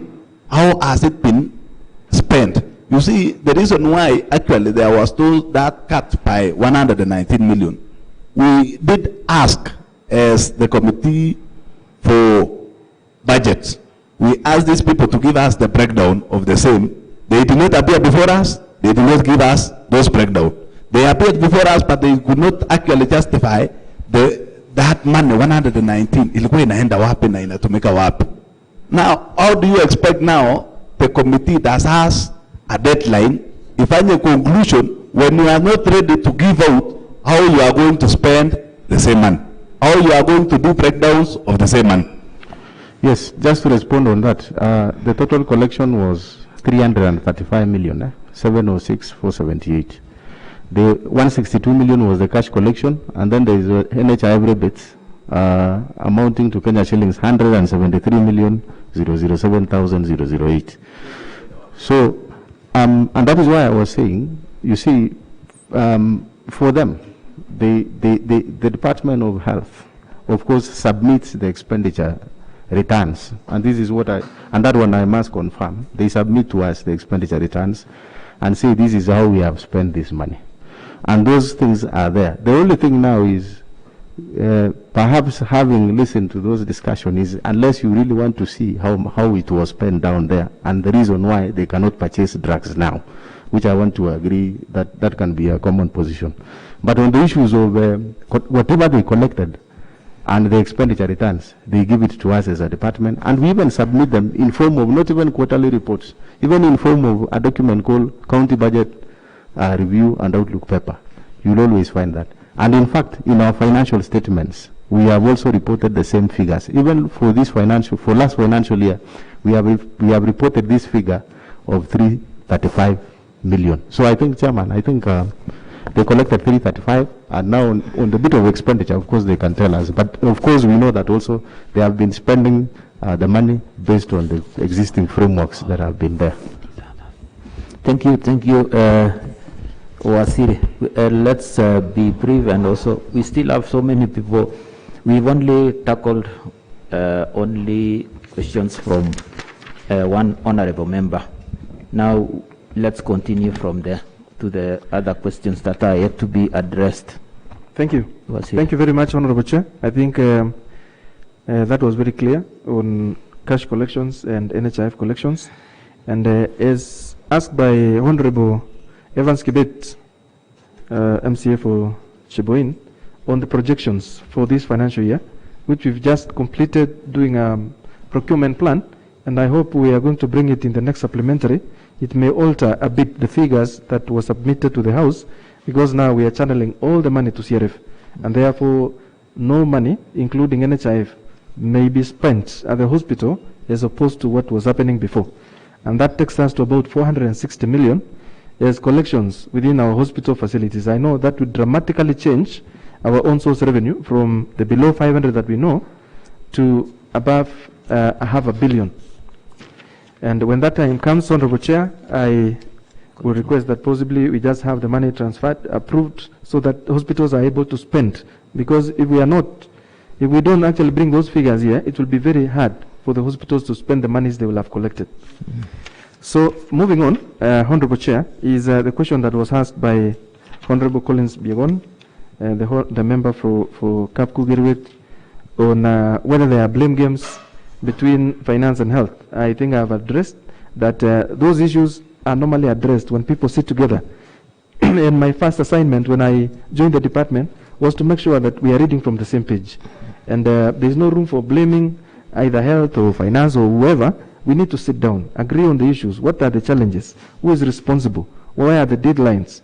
If we have a problem getting the money or even suppliers accessing goods and services, we even went ahead of meeting the suppliers and calling the bank to join our meeting to be able to assist the suppliers access the credit, so that our patients don't go hungry when we are busy mentioning finance, mentioning health, and a patient actually who wants to eat lunch cannot get lunch because of blame games.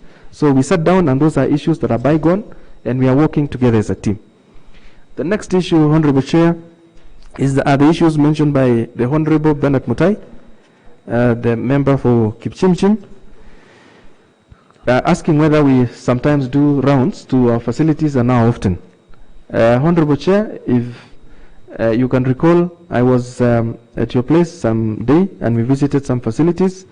I also went to the Chairman Health's ward, we went to Chebe ward, we went to so many other, including Londiani Sub-County Hospital. We've gone to some of the honorable members' wards. I've gone to Chemosod, I've gone to some of the facilities, including in Kipkelion East, Honorable Kimajani Rono's place, we went to Kongoni, we went to so many other places. And we do that internally, including our own facilities here in Kerachio. We've gone to Kapkatet, we've sorted the issue that was persistent, the water issue. I know there are small challenges of pipes breaking, and we are even replacing, as we're speaking, the pipes that we are replacing at Kapkatet, and the same to Sigawet Hospital. And this has enabled us to review the information that we have and to be able to link the reports in the file and the actuals on the ground, because actually they were not matching. The reports that were in the office and the realities on the ground were not connecting. And this is something that we are doing continuously, and this has enabled us to even redirect our energies and budgets. For example, if you go to Cheblanget Ward, a facility that is completed, the floor is cracked, and many other things that cannot enable the facility to run. Go to the chairman's place and go to a facility called Kerachio, where you are having a ward that is supposed to hold both male and female, that ought to have been subdivided and beds provided to be able to take care of those realities. Even if they are sick, you cannot put them in the same place.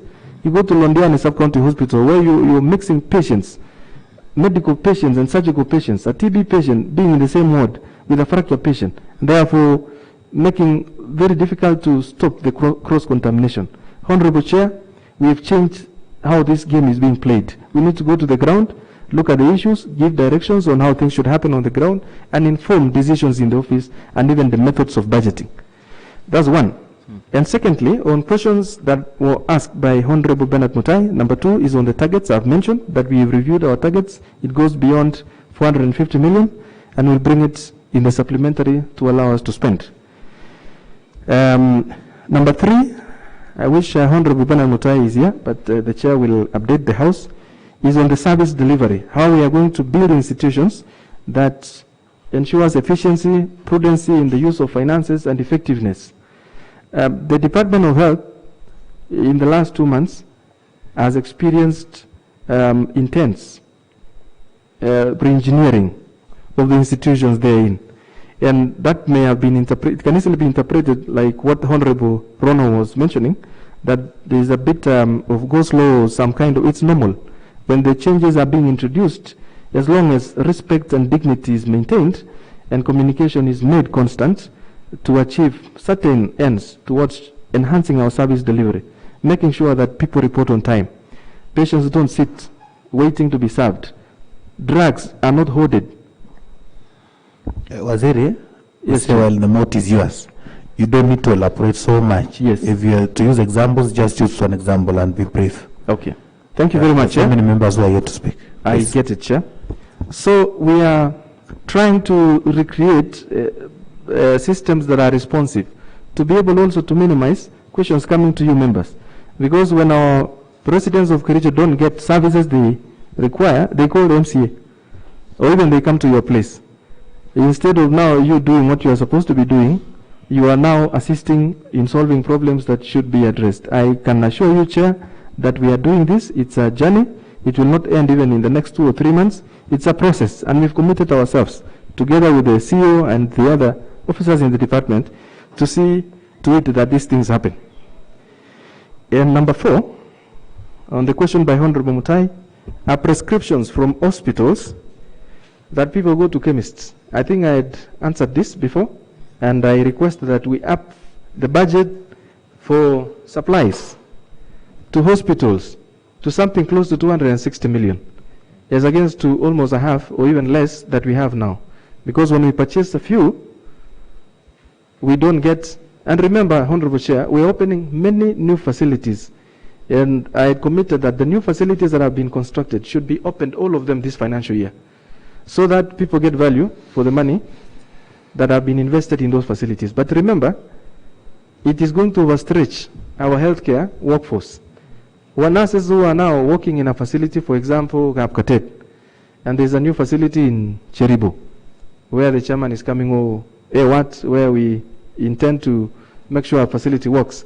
You pick a nurse that has been serving in a facility and take to a new facility, and therefore create a shortage in that new facility or the old facility, trying to cure another problem. This is the same case where we are having Chemosot, the Honorable Member for Chemosot, asking why the facility is closed over the weekend, a health center which is supposed to be running 24/7. Though we are trying to cure that by getting a nurse, we are getting a nurse from a facility, and by so doing, we are creating a shortage in that facility. To me, and I would recommend that running in the next 1 year will be the most difficult time in health as far as human resources are concerned. And given a chance, I would even recommend that you hire staff before February, when hiring will close.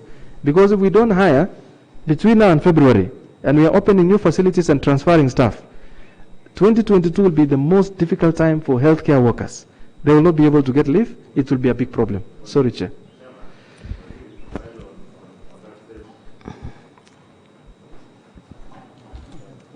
Yeah. Thank you very much again, Chairman. Yeah. I just want to say, while on that, while you're talking about the new facilities, there is also a problem in that area, and I want you people to look into that. While we are constructing the new facilities, we only factor in a building. We don't factor in toilets, soak pits, even the provision of water. That is the challenge, because I have a facility that is that has been constructed, but I'm very sure it's not going to be functional because there is no toilet. It was not factored in the contract. There is no soak pit. Those are some of the things that you're supposed to consider. And talking about the staff, you're saying that in the next, you're telling us that as a county government, we need to recruit new staff. But don't forget that we have staff who are working on contract basis. And they've been working for the last 3 years. Some of them are here, they tell me, because they call us. These are some of the people we help them to get employment. They tell us that they don't even have pay slips. There is no plan for them to be, absorbed by the county government on DNB basis. Those are some of the things that will inform if we are going to recruit new staff. Because you might be understaffed, but we cannot go ahead and recruit people on contract basis. We are supposed to employ, we are supposed to confirm those people we employed from 2018, 2019, for us to move forward to give other people on contractual basis and ensure that you give them even the pay slips so that these guys can go to develop themselves. They can go to, financial institutions and get loans and all that, so that there is a clear procedure on the new employment of workers at the county government. Thank you. Thank you. And also the equipments for the same new facilities. And also renovations for the existing facilities. Thank you, Honorable Kibet. Thank you very much, Chair. Honorable Kibet has mentioned a very valid point, which again will go beyond here and inform our supplementary. Thank you, Honorable Kibet, for bringing that matter up here. Number one, as we constructed our facilities, I think the way we did our BQs as a department before has to change going forward, so that we do a BQ that is all inclusive, having shelves, having a toilet, having the water, and having power. Because right now we have facilities that do not have electricity, and to connect electricity require money. And we are reviewing this to make sure. Waziri? Yes, Chair. Thank you. I think through the Chair, you should at least moderate, because I think we are deviating from the motion. Yeah, I think we are deviating from the motion. So we should stick to the motion so that we can address other issues some other day, because there are so many members who have not asked the questions. Yeah, if we can agree, please. Through the Chair, continue. Thank you very much. I was trying to address the questions raised, but I'll be very brief and make sure that. Please, Waziri. Thank you. Let's be brief. We still have so many questions to address, which are actually touching on the motion that was raised. The reason why we are here is because of this motion, and we have to dispense of it. So let's not deviate. Thank you very much, Honorable Chair. I was mentioning about the facilities and the need to restructure our BQs to capture all that is required to make sure the facilities can be operated. I mean, they can work. So maybe in the next supplementary, we'll come and sit and look at how all these facilities that have been constructed should be able to be up and running. I will not want to give an example. It will take time. On the issue of mention of pay slips, I've already directed the CEO to initiate the process, and I think the next salary should actually come with a pay slip, because we have about 850 contracted staff who already do not have a pay slip. And not having a pay slip becomes very hard, especially when people want to go to the bank and get a small loan to be able to sort themselves out and even develop.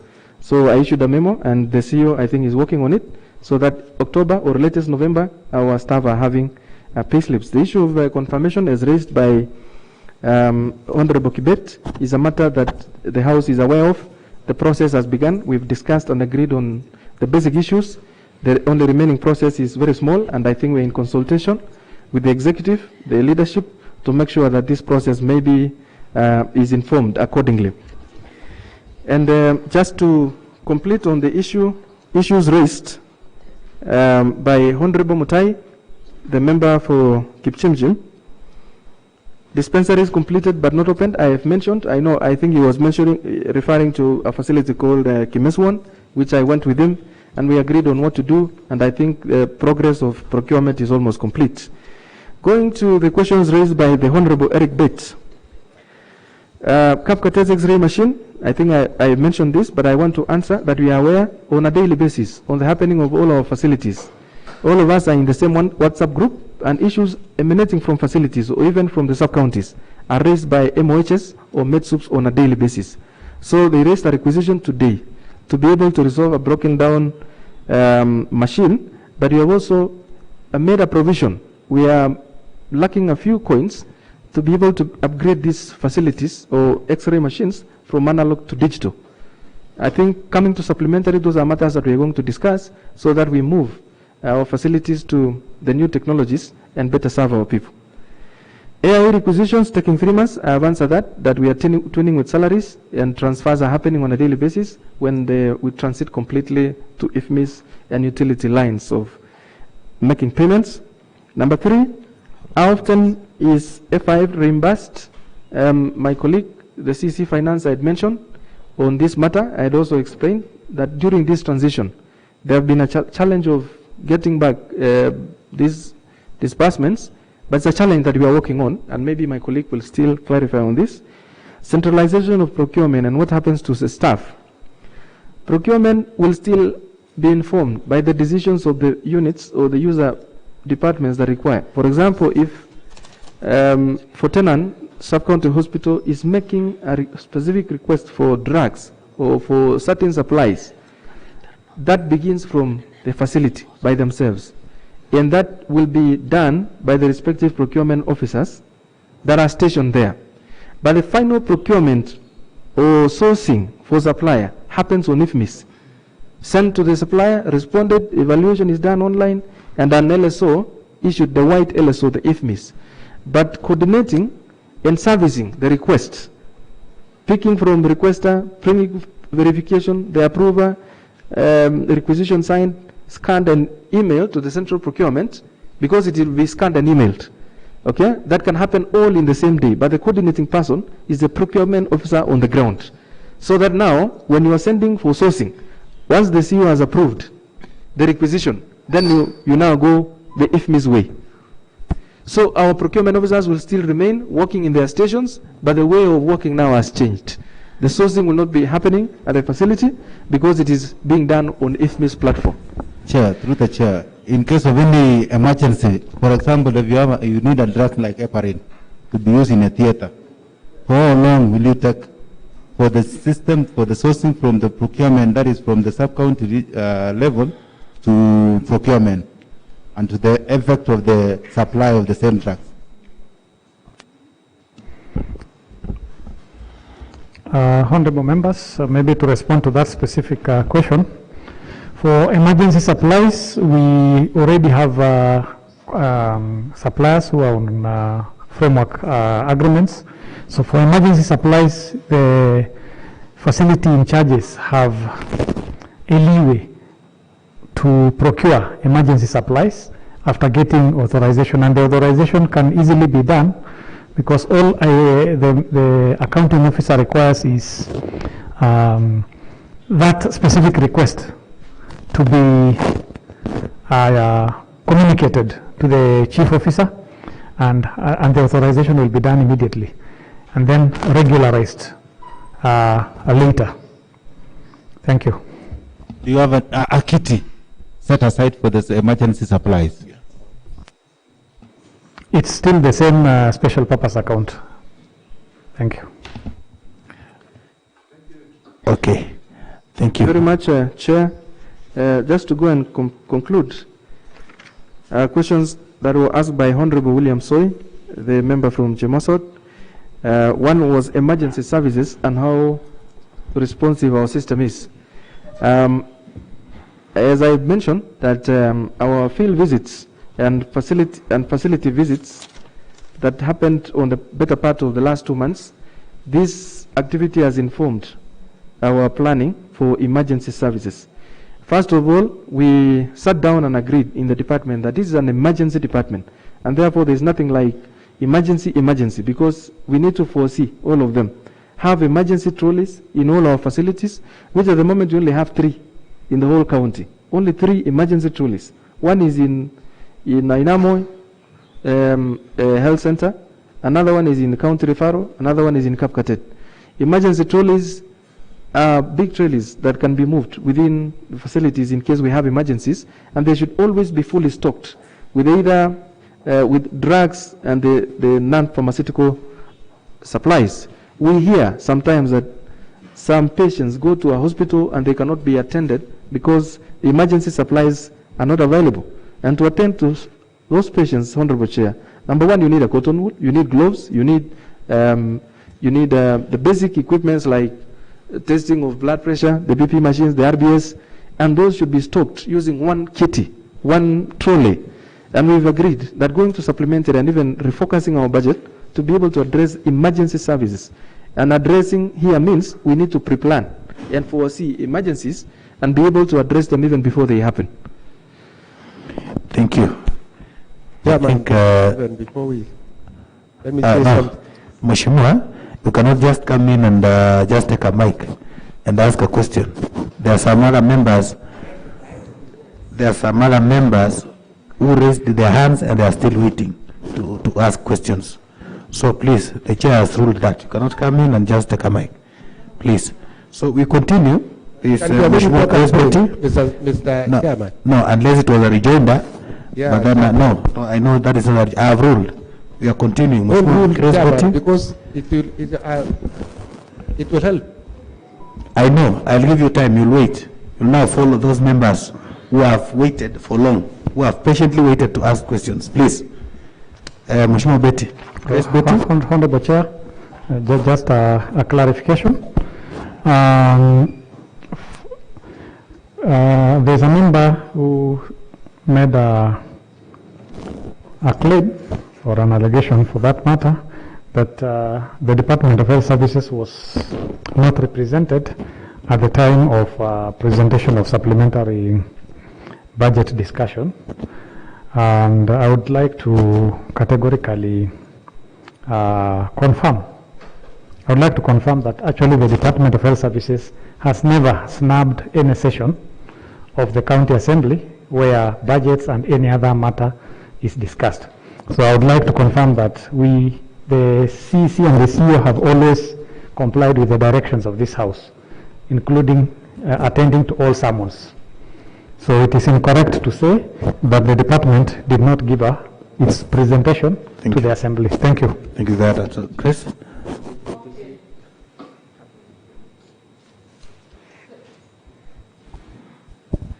Thank you very much, Honorable Chair of the session and honorable members. Actually, we have been sitting here from 11:24 a.m. So we came here to really handle a very sensitive issue.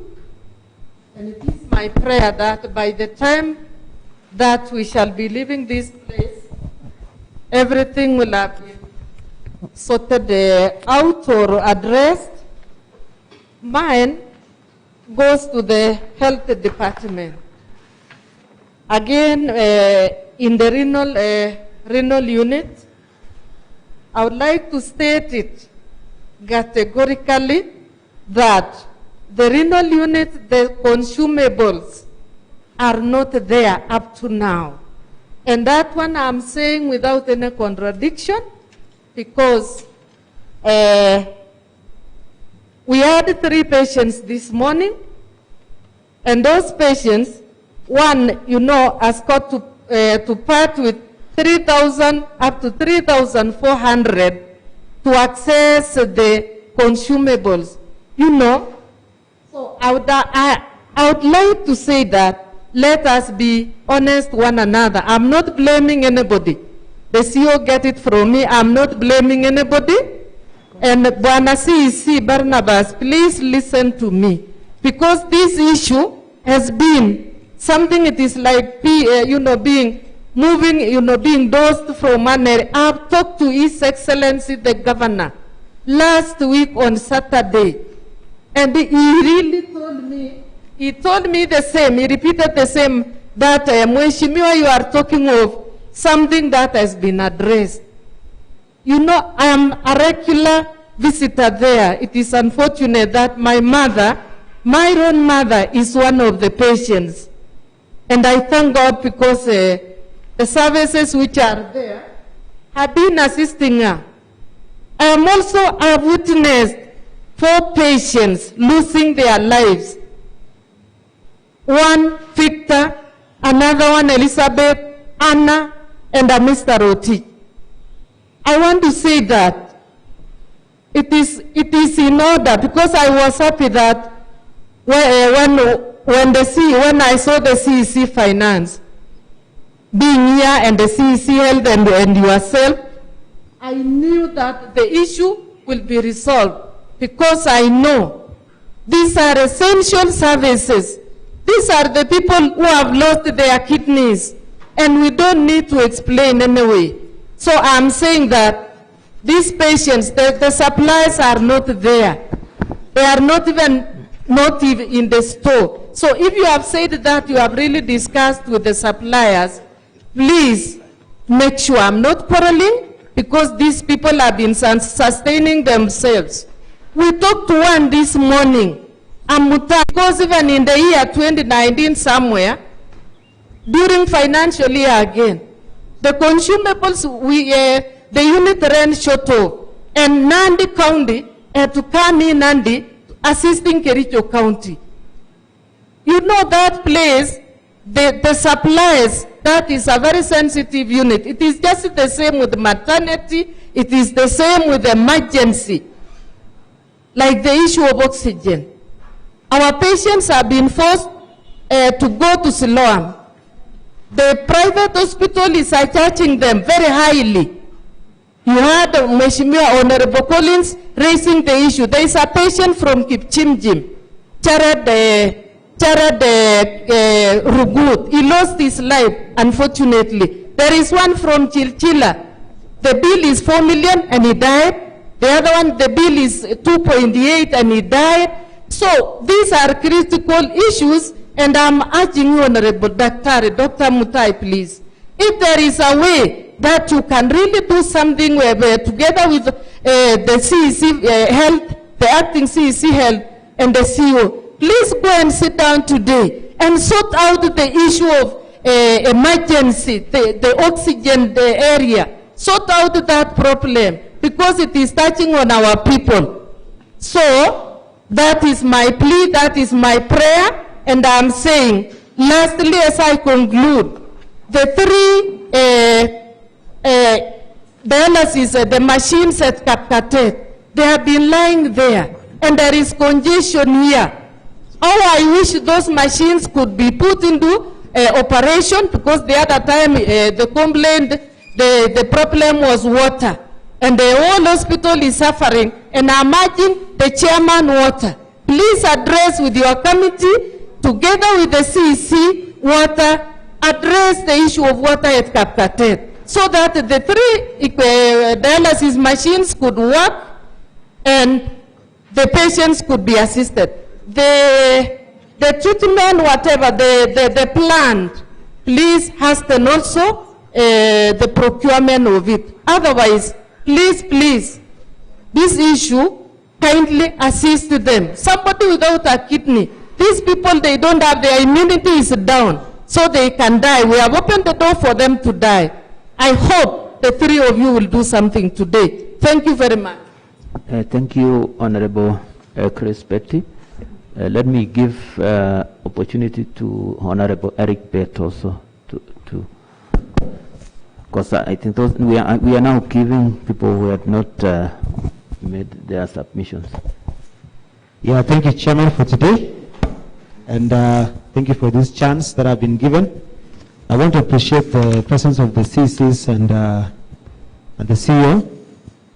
And having been the sponsor of the motion, I want to say I'm very happy for one thing today, because there's an English saying that says, in order to catch fish, you must start the water. So start the water to catch the fish. Why did I sponsor this motion? You see, there's a problem in Kerachio County. The executive have been silent. And so we cannot be silent, all of us, when we go out there and we are asked many questions. When I agreed with CC Finance that we slashed the budget, we are partly to claim, yes. But then again, I was asking myself, did we really have to someone invite you to come before this house? Yet there was a problem on the other end. Because the same people that have been crying to us, all of us are residents of Kerachio County. And I'm sure we interact with all these people, either through our friends, our neighbors, our people that we live with. And so, I'm happy because the discussion we had today is an eye-opener. And one of my prayers in the motion was to get a solution today. And so I'll be one happy man that we conclude this session today and we get a solution for the people of Kerachio County. Because all these things were mentioned, the things I mentioned in the motion, what we've discussed, the solution we're looking for is to get services into place. And then place on each of us what we need to do to support this service. On the part of the county assembly, we will task ourselves on what we need to do. But on your end also, you must also get the same.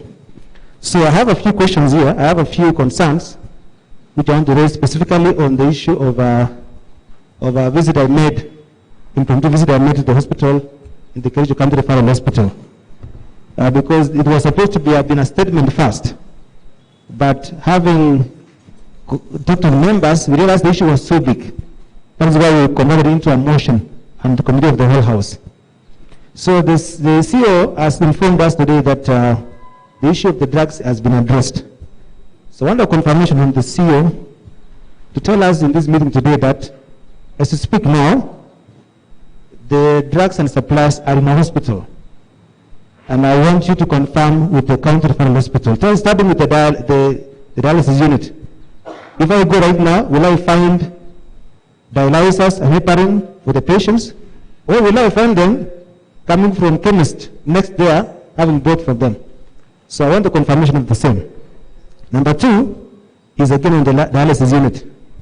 Now, that you mentioned in the report that we have 90% of the patients are on NHIF. And NHIF reimburses 9,500 per session. So in this case, because for the last 2 months, those patients have been buying using their own money, the same dialyzers and heparin from the chemist just outside the hospital there. And NHIF has continually reimbursed 9,500 inclusive of the supplies which the patient has bought there. Then the question that the patient have asked me is, will they get reimbursement for the drugs they have bought consistently for the last 2 months? Because NHIF is still reimbursing the hospital the full amount. They are not going to reimburse less the supplies that the patients have coughed by making donations, harambes, and calling leaders like you hear, Mheshimiwa for Bureti has just funded a patient to buy those medicine. So the question is, did you keep a system whereby once this issue has been resolved, will all those patients who are pocketed and remove the money, will they be reimbursed? Because it's their right. They need to be reimbursed because it's not their problem, because they have paid NHIF and NHIF has reimbursed, and therefore the only obligation is to bring the patient and then take it home. The other question again is on the issue of the money. the issue of the NHIF. While I was making my impromptu visit last week, the other week on Saturday, I also got information from the medical personnel in the hospital. And these are also our people in the hospital. They are our people. And they gave me information.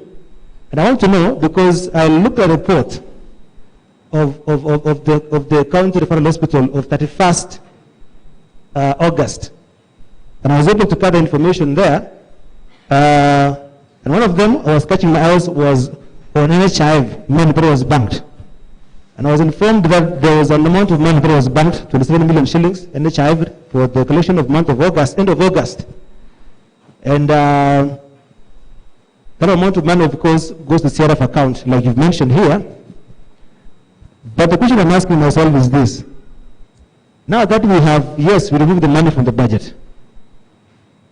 But why, in your own wisdom, because you're residents of Kerachio County, first, before you are Dr. Mutai, you're a son of this Kerachio County. Before you divert that money to pay salaries or to pay other costs in the county, because CRF account is a collection account for all revenues. Whether it's for this single business market, it's for a NHIV patient. I think morally it would be wrong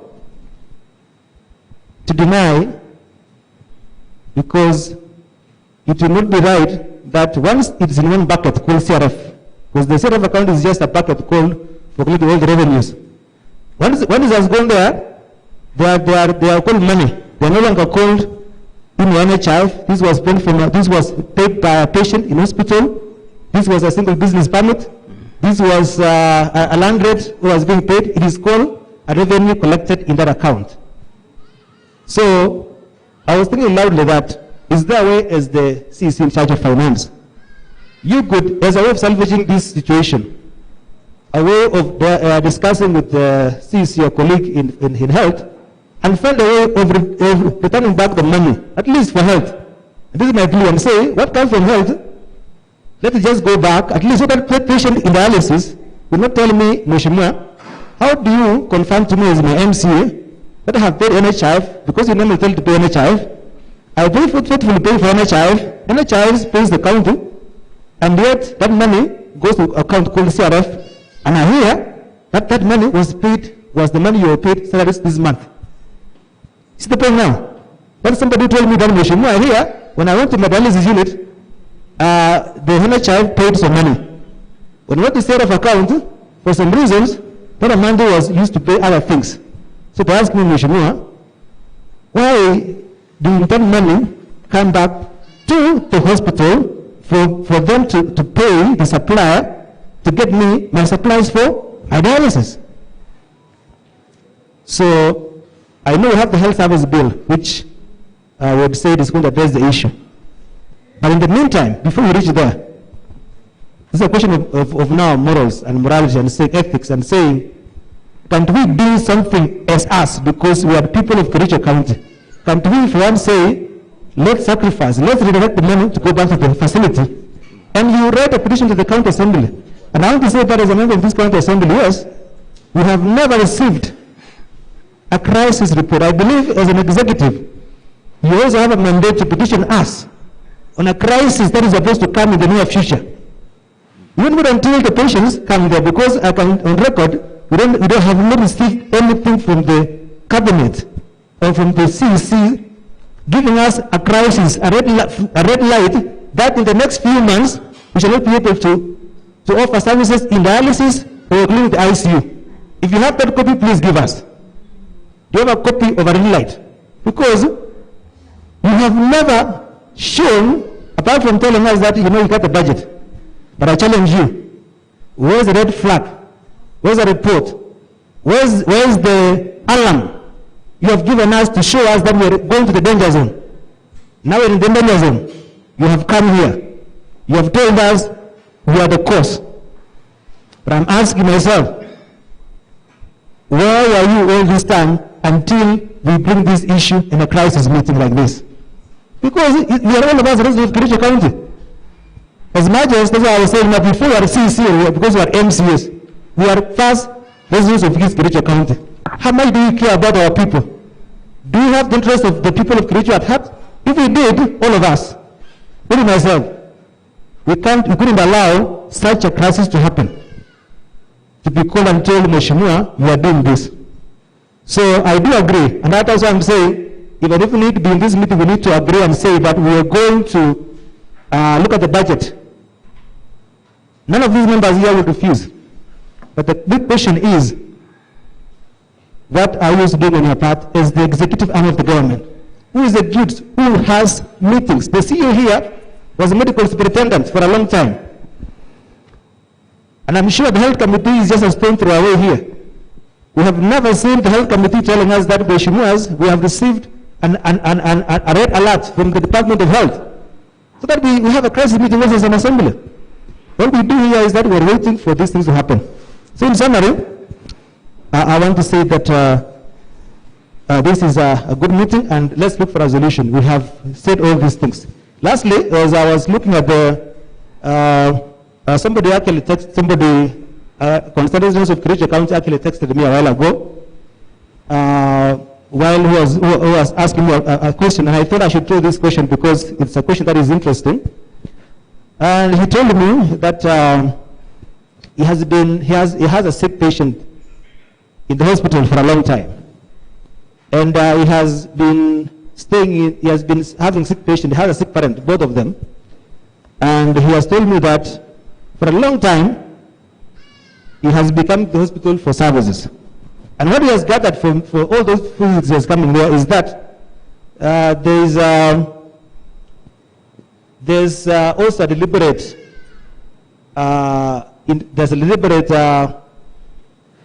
plan by some of the staffs, especially the pharmacists, that the pharmacist shops around the hospital are supposed to be serving the people of Kerachio County. And so this one is a concern that the shortage of drugs is partly also created for those thriving drugs. And he has told me that he has traveled this great country of Kenya, and he has never seen a referral hospital that has more than 20 pharmacy stores outside the hospital. This is the first in the entire Kenya, where you see outside every store. And he has given an example of the stores from the Highlands Primary School. We have more than 24 stores there, and majority of them are in charge of the pharmacist. So that is just a resident who has given me this. I think I will throw back that ball to you as just a feedback, because I think he asked me to ask this. I'm not accusing anyone, but I'm saying let's think loud about this. So those remarks, I want to end there and ask the chairman to take it up from there. Thank you, Honorable Member and Honorable Members. I think from the list that I had, we are almost coming to conclusion, because the next person that I was supposed to speak was Mheshimiwa Paul Chirchir, and he's taken leave. Mheshimiwa Vice Chair Health, he has already presented. Mheshimiwa Alfred, he has already spoken. Mheshimiwa Kimarus, he has also taken leave. Mheshimiwa Honorable Edith, I think the same question that she was supposed to ask has been asked. The remaining person, though I think he has spoken, was Honorable Evans Kibet. And I think he's going to be the last person to speak. And then now we summarize and then we end. We are already, the time now is almost 3. So kindly, Evans Kibet, I think you had spoken. Maybe. Okay, Chairman. Most of the time that I was speaking, it was rejoinders, and again, we came here, all of us, to talk about issues regarding the health department and finance department across our county, and most of the people have spoken the things we would have added more. Maybe one last one on the issue of renal unit, Kapkatet. We want that one to start working. And just like you said, you factored in. I don't know if it is the supplementary budget or it is in the budget. It's in the budget, because we would want also a confirmation from the finance CC, because I also sit in the budget committee, and I did not see that. And maybe you can see that vote item line so that you can really understand. Because the things that you are saying here, most of the recommendations that you've said, I want to agree with the CC Finance. He said it is time we focus on health department. Because at the end of the day, we might afford. I want to echo what the Honorable Watchman has said, that before we think about me as an MCA, you as a CEC, we are the sons and daughters of this county government. And as of now, as I'm working at the assembly, I can afford medical services across Kenya. I can go to any medical facility because I have an insurance, I have some money. But what about tomorrow? You're not employed, you don't have that insurance cover. Where do we go? We go to our health facilities. So this is the moment for all of us to come together. We don't want to blame anybody anymore. Let us do the reasonable thing. Let us just come together for the betterment of health services in our county. We are not supposed to be going to Eldoret for issues to do with cancer, issues to do with MRI, issues to do with dialysis. We are supposed to come together and put much emphasis on improving our health facilities, even including slicing other departments so that we can put more funds to the health department. We are willing. I'm going to, especially now that you're going to bring in a supplementary budget and you'll be asking for more funding. I'm one of the people who are going to push it to ensure that we have more funds to this department because it is very crucial. It's so painful that a family is mourning someone, they've lost someone because they went to Eldoret for medical services. They are supposed to pay 2 million. And they've lost their loved one, they've lost properties as a result because they normally sell land. We go there for fundraisers. There is no fundraiser in a village that you can raise more than 2 million. It could be 150,000. So what is remaining in that family is that for them to settle the bill, and the only way they can do that is sell properties. So let us do the needful. All of us, we come together, bring the supplementary budget.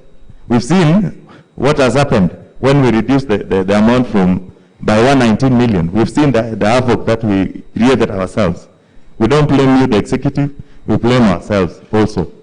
All of us, we have a responsibility. So on that issue of renal unit, ensure it works at Kapkatet, because a lot of millions of money was spent in procurement of the same machines. And it's so sad, you'll comment, and so sad that we've taken 7 years for us to realize that we need the facility to be working. Also, there is the issue of water. There is water at Kapkatet. The issue, I was talking to the chairman, water, is telling me because he is a man of actions and he normally delivers when he promises, is because they've sorted the issue. He's telling me that they are pumping water, the Kapkatet dispensary, or rather Kapkatet Sub-County Hospital. You are disturbing me. So the water issue is being sorted, and we in the near future, when Kipkopo water project would have functioned, it will be sorted. And also, I wanted to comment on the transfer policy. The transfer of staff policy, you need to be very objective. Like one case in my area, I came 2017 as a member of County Assembly, representing the good people of Cheboin. We had an issue in a certain dispensary. There was a lot of politics in it. There was a lot of things that were surrounding the underperformance of that facility. But now, with the public health officer existing in that area, we were able to make the facility work again. So my point is, when we are transferring, because we know the people who could be working in our areas, their services could be needed elsewhere. Because maybe they've worked so hard, they've worked so well in our area, they also need to go and uplift other regions. But I think it is important also you consult some of us. We tell you, can you still retain this person for the next 6 months, 7 months, or 1 year? So that you can transfer. You just cannot transfer. Someone is waking up in the morning, he gets a transfer later. the transfer of staff should be very objective. Yeah, that is what I wanted to say. And also, you talked about documents. We were saying there is an issue where we raised about the procurement using KEMSA, meds, and local suppliers. From what we hear, which is now, it's a rumor. Although this house is very honorable, we are not supposed to be operating on a rumor. But the what's going on the streets is that it is very expensive when you use a local supplier than when you use meds and KEMSA. So you said you will supply the documents, the audited documents, for us to do the comparison. I would like to urge you that you give us, because we also the oversight arm of the county government, so that we can go through the documents and verify which one is expensive, so that we don't just let it remain at that. We should follow up this matter. And again, going forward, all of us, just like we've said, we have a responsibility. We don't have to wait for a session like this so that we can raise issues. I've talked about, in this floor, I've talked many times about the Committee on Health.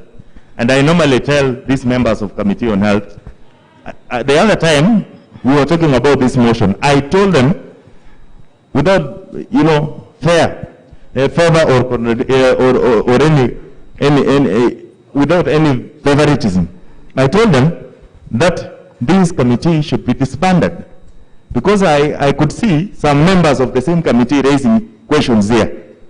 Yeah, you cannot be a vice chair raising questions here to the Committee on Health. You raise to the committee, the CEC. You raise to the CEO.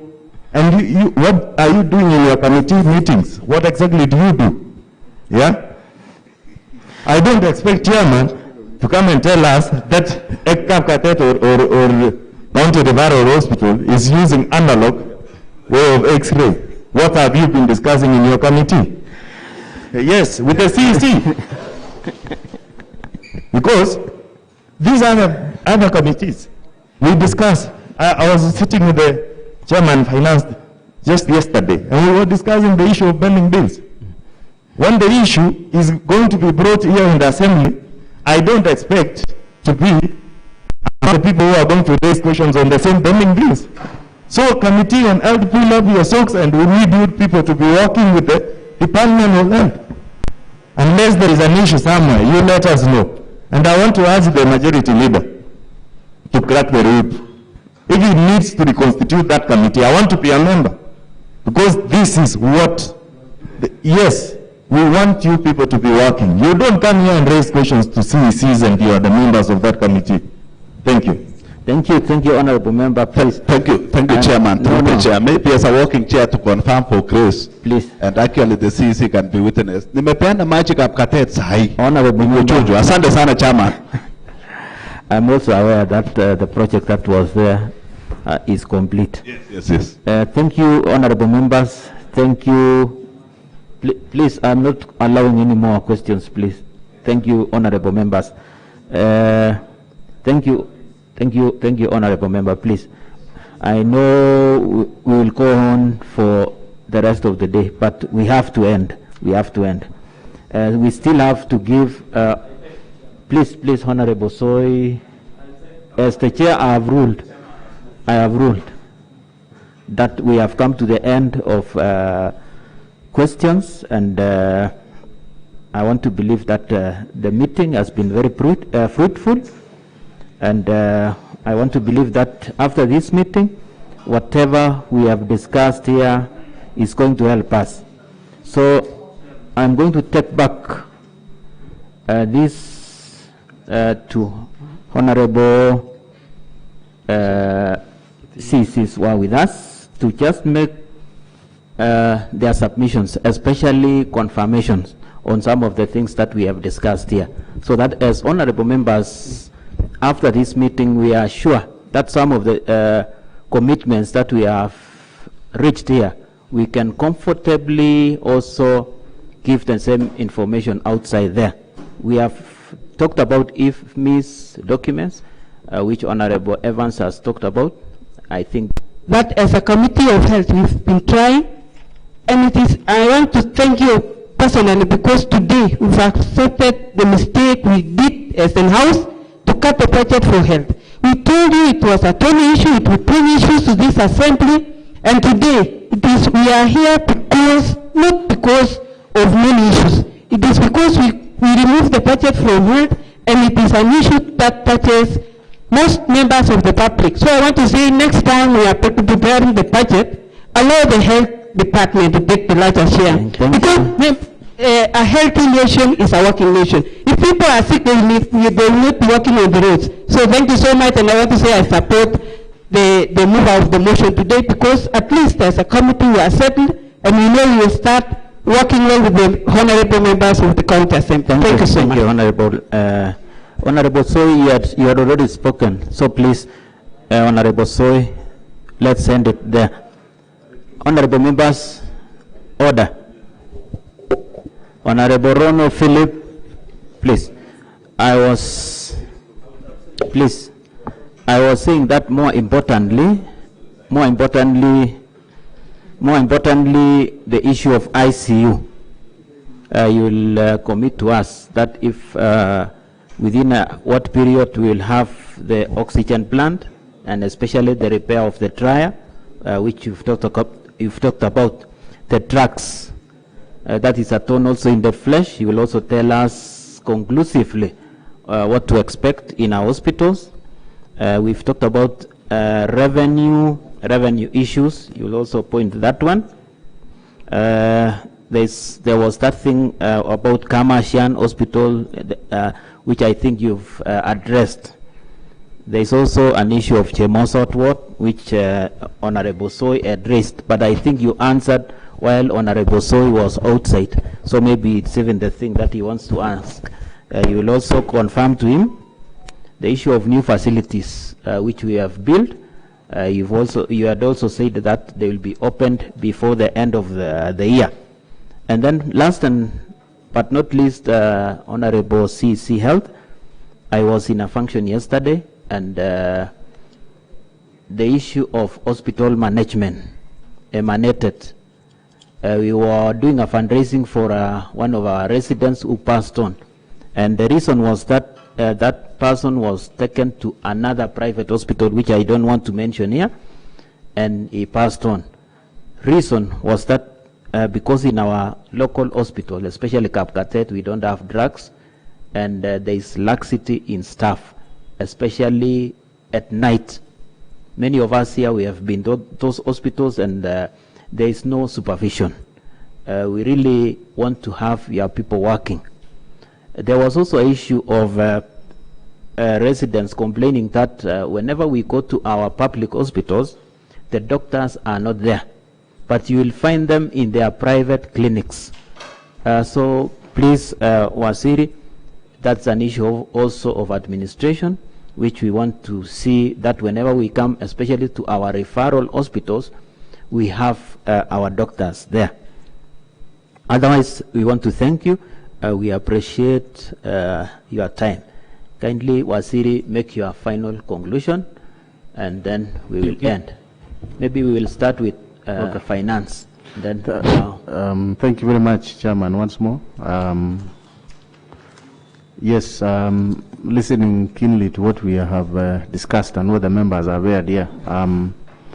There is one issue of the collections from these facilities. I want to confirm to this House, Honorable House, that indeed we have always ring-fenced the monies for these facilities. We have always requisitioned them and, of course, plowed them back to the Department of Health. So that means whatever is collected at Kerachio County Referral Hospital will always go back to Kerachio County Referral Hospital. Same to all other hospitals. Going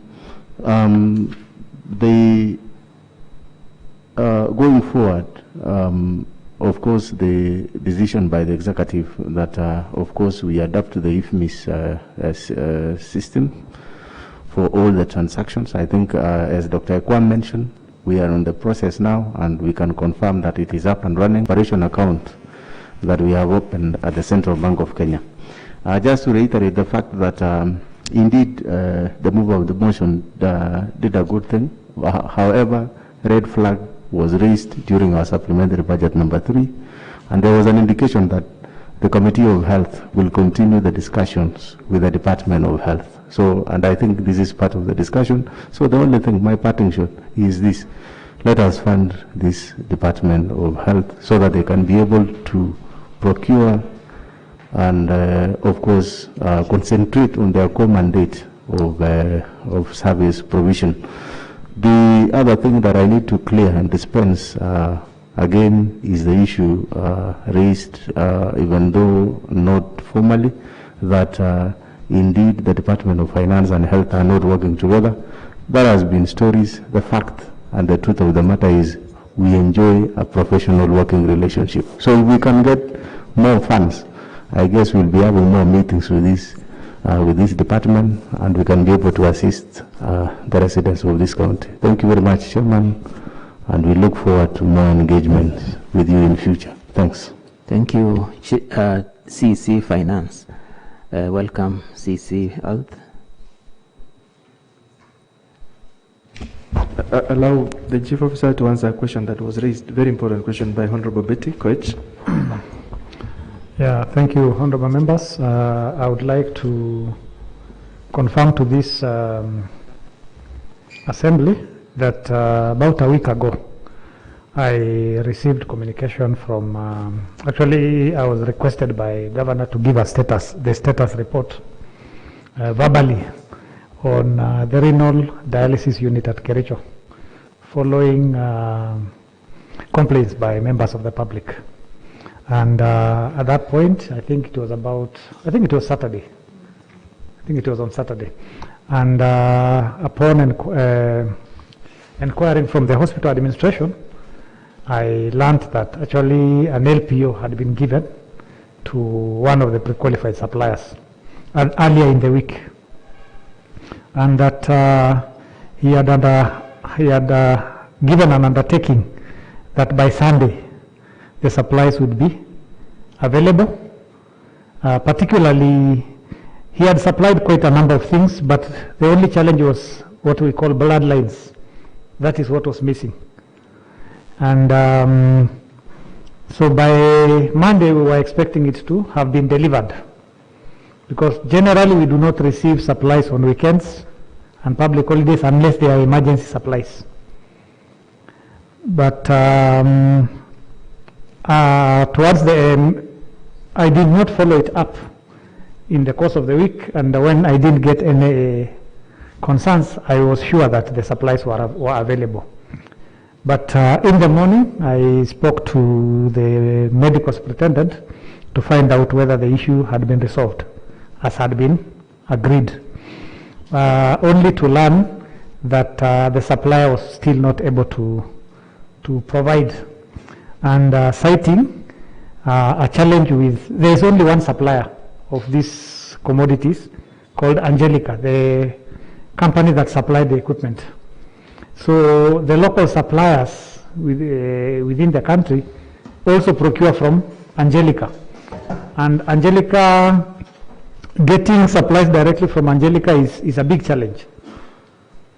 It is a big challenge, getting direct supplies from them. So I learned that the supplier now, the local supplier, actually has confirmed to me through a text message that by Monday all the supplies will be available, just a few minutes ago. So I would like to confirm that what the honorable member has just confirmed to the House is indeed the correct position, and that as at today, those bloodlines have not been submitted, have not been delivered. But there is a confirmation that by Monday, all this will be available. And this time I will have to personally confirm, not rely on verbal information. I will personally check and actually inform the chair of this, of the health committee, so that the information can be relayed to the honorable members. Thank you. Thank you.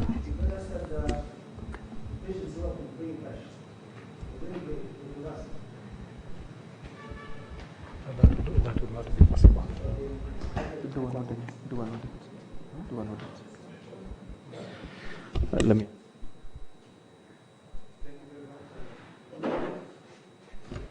Thank you very much, Honorable Chair.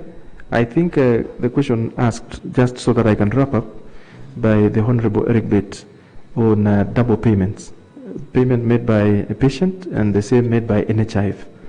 I would want to undertake an audit of those. I've had the same complaints from...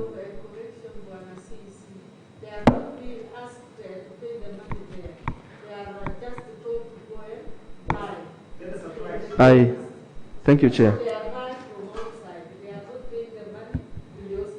I get it, Honorable Chair. That actually amounts to double payment because they are paying for the drugs and then NHIF is also paying. We'll attempt to make an audit. It's not only for Reno. I've heard about the same complaint in Kapkatet where patients get a bill for drugs they have paid. And we are trying to work with the hospitals to make sure that if a patient has both drugs, we don't double bill by issuing another bill to NHIF. So it's part of the reforms that we are trying to do to make sure that we are transparent and objective in our service provision, and we are also very considerate given the tough economic times that we are in. Thank you very much. Maybe just give a summary. I know there are many other questions that may have been repeated or in a different form, but I just want to summarize and say that thank you very much for this motion and for the opportunity. We are here because of what Honorable Kerachio has mentioned, a drop in the budget, which has actually crushed service provision, and it gives us an opportunity to reflect and review our budget, our budgeting, and our procurement planning, given that health is a highly emotive matter, and this is a very, very, sensitive department whose decisions will affect all of us in one way or the other. Lack of oxygen and ICU will end up in Harambes trying to raise monies and selling parcels of land to be able to resolve these issues. So I want to give you my commitment and the commitment of the Department of Health, all of us seated here before you, that number one, we are embarking on reforms, especially on service provision, administrative issues, so that the issues mentioned do not recur year in, year out. We work from here, marching forward, making sure that our people actually get a world-class healthcare provision. Secondly, Honorable Chair and Honorable Members, is our commitment on the new facilities. However, I'm placing a request that when we come for the next supplementary budget, please let's review the allocations we give to the health infrastructure, because it's our desire, all of us, including those people that we serve, that the facilities that have been constructed are opened to be able to be operational. However, I'm raising a red flag. We'll open all the facilities. We'll need to increase the allocation for drugs, because now we have more facilities to serve with the drugs. The budget that we had were for the existing facilities. Now we are increasing the number of facilities. We have to increase the supplies for those facilities. Secondly, is on the issue of staffing. We'll remove the staff from where they are working now, creating shortages in the facilities from where we are moving the staff to the new facilities. A red flag, a major one, will be on a big staff shortage come the year 2022. And we better foresee and rectify and see, even if we have to make a stopgap measure, to see that those facilities remain working and none of our healthcare staff are overstretched. I can tell you from the stories I heard from the ground that it is a very difficult experience. When you have one nurse in a delivery room and you have patients to serve, numbering 3 or 4, it becomes a psychological torture even to the nurses who are attending to those patients. Next, Honorable Chair, as I make my final submissions, is on supplies and sanitations. As we are making our commitment to make stockouts a matter of the past, it's our all joint commitment. It begins with budgeting or identification of the gaps from the department, our sitting with our committee under the able leadership of the chair and the membership, and finally with the budget committee to make sure that health is prioritized and whatever that you request is provided for. I'll give you an example, Honorable Chair. On the lower part of Soin and on the upper part of Kipkelion East, where we're having respiratory issues and you are lacking nebulizers, and patients having seen a new facility opening coming with asthma, you know, they are going to a facility to be assisted and they cannot get a simple nebulizer, small machine that can be used to resuscitate a patient. These are issues that we can cumulatively make, provide even for the lower belt here on the issues of malaria and anti-venom, the drugs, the basic essentials that they require to be able to survive down here because of the snake attacks. On the issue of sanitation, we have identified a few facilities that have water challenges. One of them is Kerachio Sub-County Hospital that normally runs out of water, and we are looking at the possibility of getting more tanks. It's not only Kerachio Sub-County Hospitals, we've seen a number of them getting more tanks. So in our budget supplementary, we intend to bring in the issue of stopgap measures even as we work on drilling, but also tap on rainwater, put in the, the gutters and be able to pump the waters to be able to serve those facilities. We commit to seal off the leakages and transform our healthcare into a digital healthcare system where collections actually go straight to the bank and we take care of the monies that we've raised. We become objective and honest even when reporting whatever that we've collected and to take care of all that we have collected. We are getting into an era of cooperation where all of us are stakeholders and all of us must consult for the betterment of our service provision. When we come to supplementary budget, I will want to introduce a new perspective of funding our level 4s. When you go to Sigawit, like I've mentioned, Londiani Sub-County Hospital, Rored Sub-County Hospital, when you go to these small sub-county hospitals, and even Kerachio Sub-County Hospital, which to me, and to some of us, our discussion that we had, have been elevated to sub-county unfairly. Unfair because it has a name sub-county, but it doesn't have facilities or resources to match the name. And you'll find there's no ward. The sub-county is charging for services, yet a nearby dispensary offering the same services is not charging. And therefore you put stress on the system and even people to shy away from these facilities. I request that we refocus and support, create a line like we support the level 2 and level 3, we also support the level 4s to be able to match up. Thank you very much, Chairman. We'll work on the issue of transfer. The passage of the Health Act, and I want to appreciate your leadership, Chair. I usually get updates. I got an update from the Honorable Kerachio the other week when they were reading the second reading of the Act. If this is passed quickly, and I urge, Chair, that possibly, and the House, that this Act is passed to enable us create infrastructure and the systems and the committees that will be able to oversee the running of our level 2 and level 3, so that those committees and the management systems become a stopgap measure. If this is done within the shortest time possible, we'll really appreciate, and this will help us in running the healthcare. And finally, is on the issue of transfers. I have seen and listened to Honorable Evans Kibet mention the issue of transfers that can easily be misinterpreted or even misunderstood when maybe it was done in good faith or otherwise. We have endeavored to make a transfer policy, and I'll file with the House within the next 14 days, or latest end of October, so that we put the document into the proper consensus and consultation, so that all of us agree on how staff are transferred and the processes should be able to be audited and they are transparent. I thank you, Honorable Chair. I thank you, Honorable Members. I submit. Thank you so much.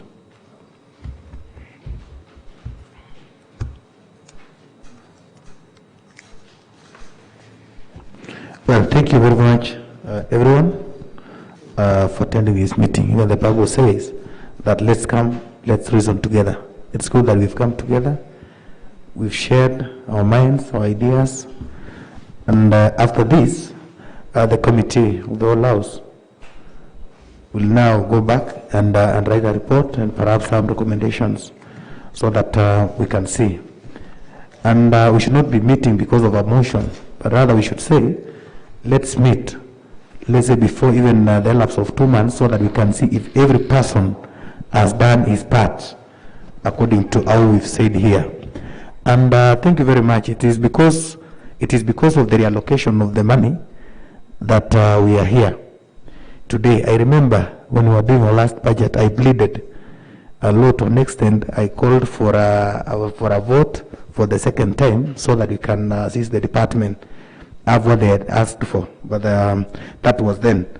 But now, since we've talked together, we've reasoned together, at least we're going to assist the department so that it can function as required. Others, we thank you, Dr. Mutai. Thank you, CC.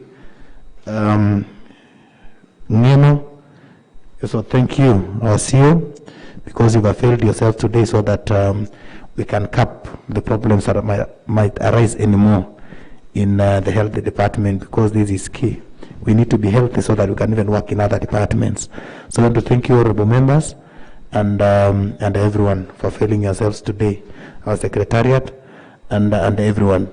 Thank you very much. We now close the meeting, and before we close, let me give you to the chair of the committee of the whole house so that he can continue and close the meeting for us. Thank you. Thank you, my co-chair, Honorable Dennis, and once again, thank you, honorable members. Now that we are coming to conclusions, and we've had submissions from both finance and health, our life as committee of the whole house is coming to an end. But as committee of the whole house, we are tasking now committee on health to follow up on our recommendations that we've made as a whole committee, and we expect to hear a report, I think, in the next 14 days on the progress of some of our recommendations that we have made as a committee.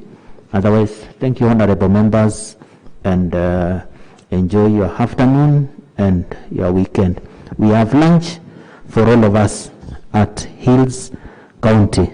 So let's all head to Hills County for lunch. Otherwise, thank you and God bless you.